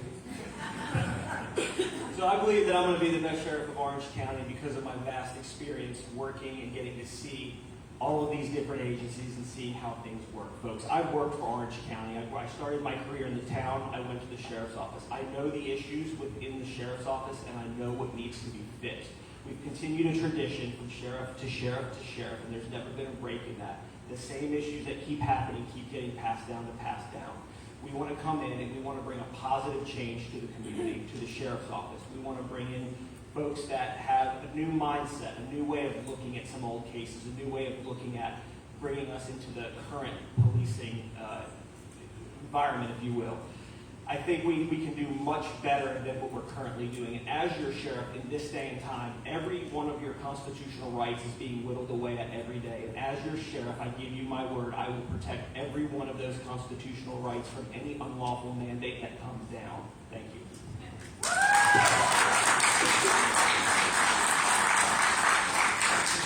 Thank you, Steve. And this will be, again, the last question, and it is directed to our sheriff's candidates. We will begin with Steve Larry, followed by Jason Smith. And the question is, how would you describe how you would work with the Commonwealth Attorney's Office? Absolutely. That's very important. It's always been important in all of our careers in law enforcement. I know from being a detective, from being an investigator, from working narcotics, that you have to work with the prosecutor's office. Now, we may not agree on everything that is happening in that case, but we have to be able to come to the table together and sit down and discuss a case. There can't be this animosity between one agency or another. You have to put aside your differences and put aside what has occurred in the past to get victims the justice they deserve. This inner fighting that occurs sometimes has to end. Me as sheriff, I will make sure that we're having monthly meetings with our Commonwealth Attorney. I want to make sure that I'm being updated and they're being updated on how our deputies are doing in court, where our cases currently stand. I also will confer with the Commonwealth Attorney when we do promotional positions in the department. I want to know the guys that we're promoting, are they doing good in court? What's the Commonwealth Attorney's opinion on that? Thank you.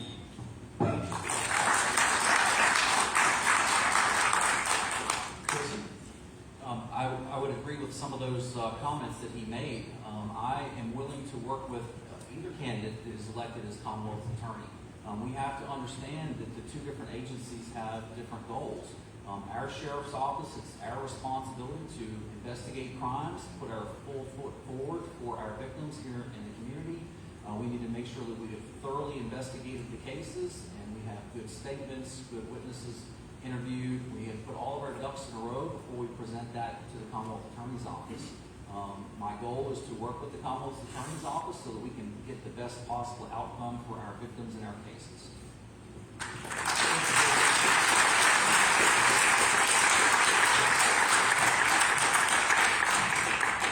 Okay, thank you, everyone, and it's, believe it or not, we're pretty much out of time. If we've got to have another question for our Board of Supervisors, and we'll be 10 o'clock.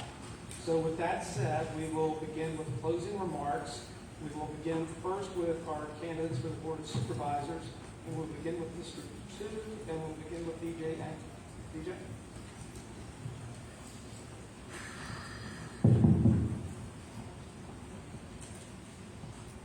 Well, folks, I certainly hope that you understand and believe that we are being honest, or I am being honest with you, and I'm going to go out and represent you in the best way I possibly can.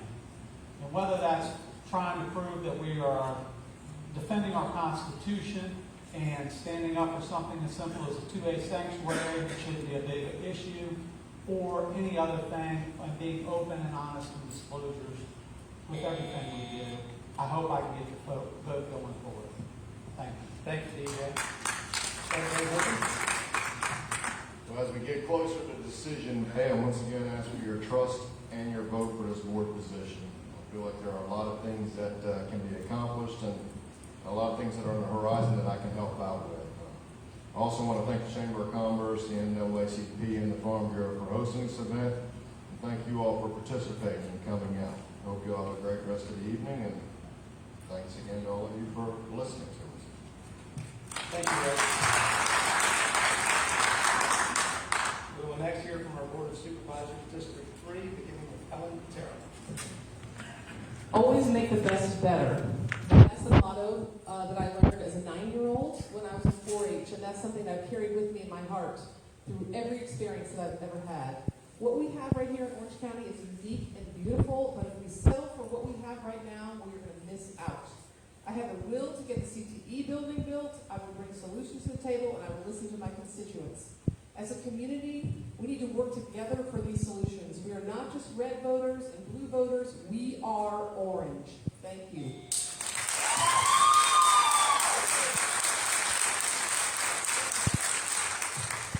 Thank you, Ellen. And we will next hear from Keith Marshall. I want to thank everyone again for being here. I want to thank District 3 for the opportunity of serving them for the last 2.5 years. God's will and your vote, I'd like to go another 4. We have a unique district, one of the more unique districts, I think, of anyone in the state. There's the town of Orange. There's Masons. There's Freetown. There's Unionville, Roseville. There's Raccoon Ford. There's True Blue. And there's the Rapidan. So it's pretty unique, pretty diverse. And I do have a website. And believe it or not, my wife worked really hard on it. So thanks for taking a look at it.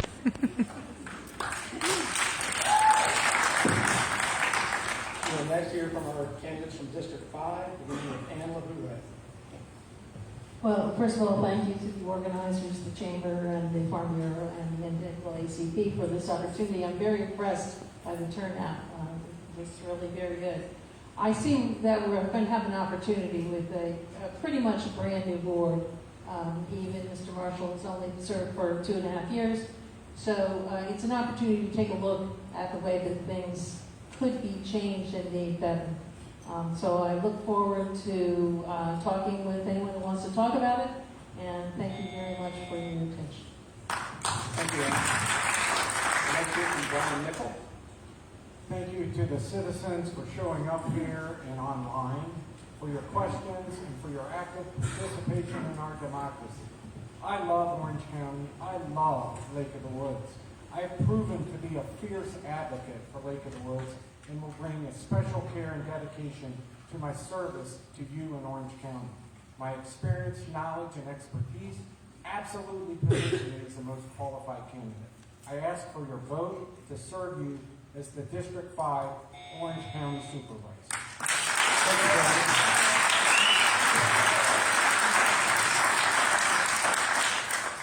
We will next hear from our candidates from District 4, beginning with Britt Lewis. First, I want to thank everyone for coming out. It's 9:30 at night, it's on a school night. We really appreciate that. To all of our moderators and supporters, this is fantastic. The only thing I want to leave you in closing with is read. Read every single one of our profiles that we had to put in for this forum. And then look and see on the questions where somebody is telling you one thing and the next question telling you another. We can't afford to have that type of waffling and lackluster in our district. Thank you. Thank you, Bill. Next hear from Laird Knights.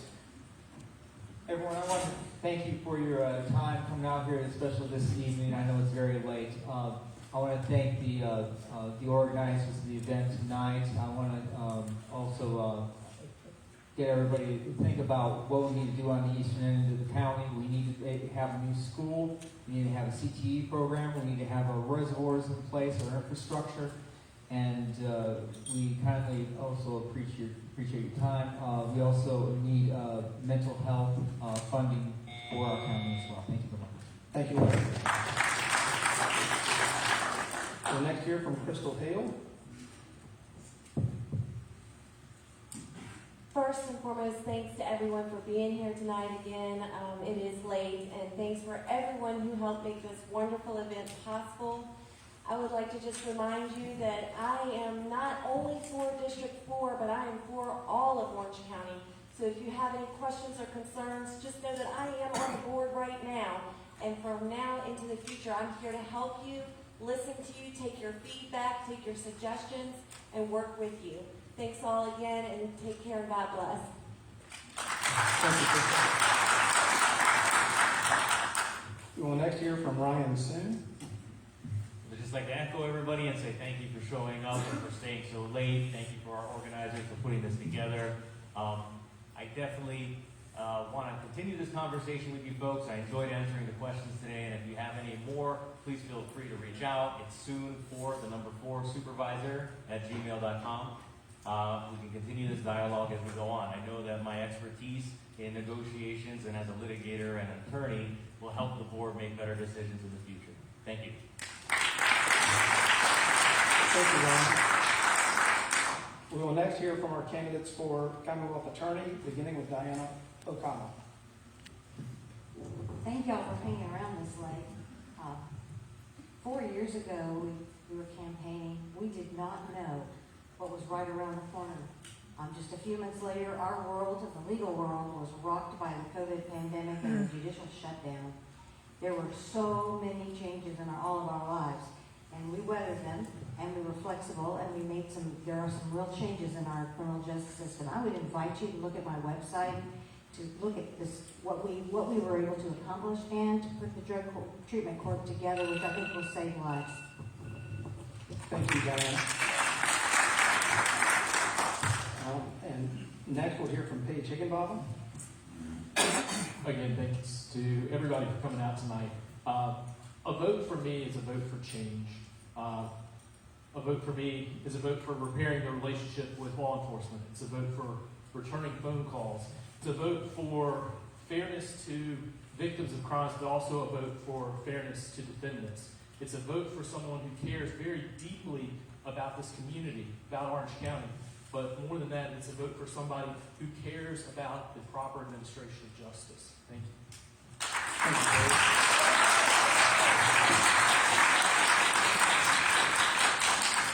We will now hear from our candidates for sheriff, beginning with Steve LaLuna. Folks, I just want to thank you for having us out here tonight to talk to all of you.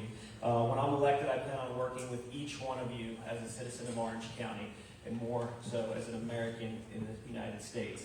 I never have accepted things when people tell me, well, that's just the way we've always done it. Well, to me, that's not the case. We need to bring positive change to the sheriff's office and a new vision. Please check us out on our Facebook page, and we also have a web page up at votelaluna.com. It's got all of our platforms and our ideas on it. Thank you.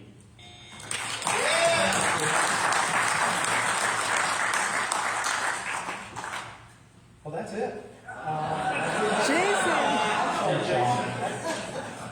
You're right. Sorry about that. Yeah, I've done that like 6 times tonight. Jason, please. All right, thank you all for being here this evening. I consider public safety a calling. For me, law enforcement has been a lifelong passion. This is a profession where education and training matter, leadership and dedication matter. Teamwork with an office of individuals who want to work every day to make Orange County a great place to live, work, and raise a family matters. This community has trusted me for almost 20 years to be there in good times and bad. I look forward to continuing to serve Orange County, and I ask for your vote on November 7th.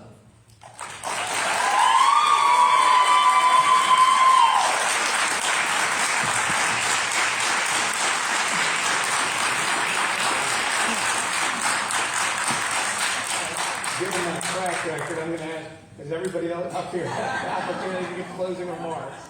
I do apologize for that. The Chamber, the NAACP, and the Orange County Farm Bureau would like to thank everybody for participating tonight. We appreciate the candidates coming. We particularly appreciate Rick Flair, although I haven't seen him, I have heard him after any number of answers tonight. Yeah, I just heard a few after that. We would like to thank the people who were in charge of this committee. Caitlin Jordan really ponchoed this. Judy Cooper has been the candidate liaison. Matt Knuckles and Jess Citizeri have been the microphone managers. Pete Sabell has done an exceptional job as the sergeant at arms. I've been the moderator. Mary Goodwin has been our timekeeper at the bell. Doug Harris, Matt Galver, Jesse Silveri, Rick Wilkinson, and a host of other people, Lisa Robinson and Bob Wilbanks, have handled the questions and made this forum cover a fair amount of ground in a very short amount of time. Thank everybody for coming.